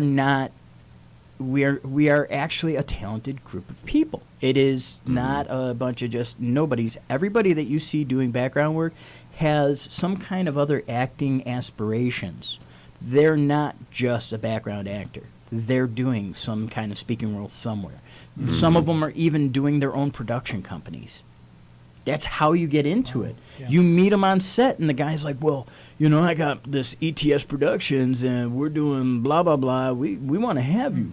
And you're cool. I want to. Wow. Yeah, look me up on Facebook. Be my friend. Yeah, I've gotten that. I've had that happen multiple times. It's how I've gotten a lot of my acting work. A lot of my speaking roles have simply come from word of mouth. Wow. So, Yeah, it can be done. And you never know who you're going to be on set with, or like I said, in the back, and there's a career for us. We could just do radio. Just bring the cameras in here and have our own WKRP in Cincinnati or whatever. WHCM that's been Palatine. Which one of you would be Johnny Fever, though? I have a feeling. No, you'd be Johnny Fever. He'd be the Johnny Fever. Yeah, he's got more hair. No, you've got the Johnny Fever voice more, the Howard Hessman voice. Yeah, but he's got the mannerisms a little bit more laid back. Whatever you're. I'll try not to take that personally. All I think, whenever I think of WKRP in Cincinnati, the only thing I think, no, well, I mean, Les Nesman is great, but I swear to God, the one line that always pops into my head is Howard walking in and going, "I swear on my life, I thought turkeys could fly." That was actually Gordon Jump. Was that who that was? That was Gordon Jump. Yeah. Oh, see, you watched. Yeah, I can't remember the names of the characters anymore, man. It kills it. I swear I thought the producer on that, wasn't his name Howard? No, Howard Hessman was Johnny Not Fever. Howard Hessman, but the character name was... Oh, Mr. Carlson. Mr. Carlson. That's who it was. Mr. Carlson. Yes. That's... you followed that WKRP. Oh my God! Well, come on! Every year at Thanksgiving, you have the big Thanksgiving fiasco here, right. dropping turkeys from the helicopter. But it is a classic. Oh my God! That is so classic. Yeah. And with that, here we actually need to say good night. We do. I do again. Thank you very much, Brian Sichel, for. Gracing us with your presence here in studio. Anytime. Will you come back? We'd love to have you come back. Absolutely. Keep that seat warm. Sure. Yeah, and again, thanks again also to. He won't get locked out next time. Yes, don't get locked out of the studio. No, actually, he got locked out of the entire office. It was the entire. I mean, I figured you guys are interviewing somebody, and I needed to grab a beverage, and the station break is just not long enough. So I'm like, well, okay, let me go grab it. I'll be back in like 3 minutes, and then I come back, and I'm like, oh no. And I'm just like, oh God, I hope they see this message. I'm locked out. LOL. And I go with the thumbs up here. And I can't see the thumbs up at all because I'm in the door, in the back of the door. I actually, for a little bit, just hoping that you'd see it. Did you see my flashlight, like flashing into the window? No. I was trying to flash my flashlight into the window so you guys could kind of see something like, what's that flash? Oh, he's locked out! It's a good thing you had your phone with you. Yes, no, absolutely. Boy, if you hadn't had your phone with you, OMG. That would have been, well, you'd have been interviewing Tim and all of a sudden you'd have just heard, or I didn't. That would have. Like, we're supposed to continue this interview with Brian, and Brian's out there and locked out. We don't know what happened to Brian. He said he was going for a drink, but I think he abandoned us, and he left his phone here. So, hey, free iPhone for the next third caller. Yeah, he's right. Bye. And on that note here, we need to say goodnight here. Man. We will be back next week here for another full show. Maybe. We're gonna try to get things caught up here with the NCAA tournament. They'll certainly be getting started here. Yeah. Jeff T will be back with us next week, and anyone else. I mean, like I said, we have surprises from week to week sometimes. Yeah, Jared, you're just full. You're just full of surprises. But anyways, thanks. But again, thanks everybody for listening, and to people out there on YouTube Live. Also, thank you very much for watching us, and thank you to all my friends who tuned in. Yeah. Brian, thanks. Yeah. All right. For being here. So have a good night, and we will see you next week. Good night. If you want to be part of the actual coolest group of people, you should join WHCM. Trust me, you won't regret it. No experience is needed, and we will teach you everything that you need to know right here at the station. You have the opportunity to compete in national broadcasting competitions, host a live radio show, or work behind the scenes, or even both, and laugh your head off in the most positive and encouraging environment. Can't wait to join any longer? Email us at whcmhawkradio@gmail.com.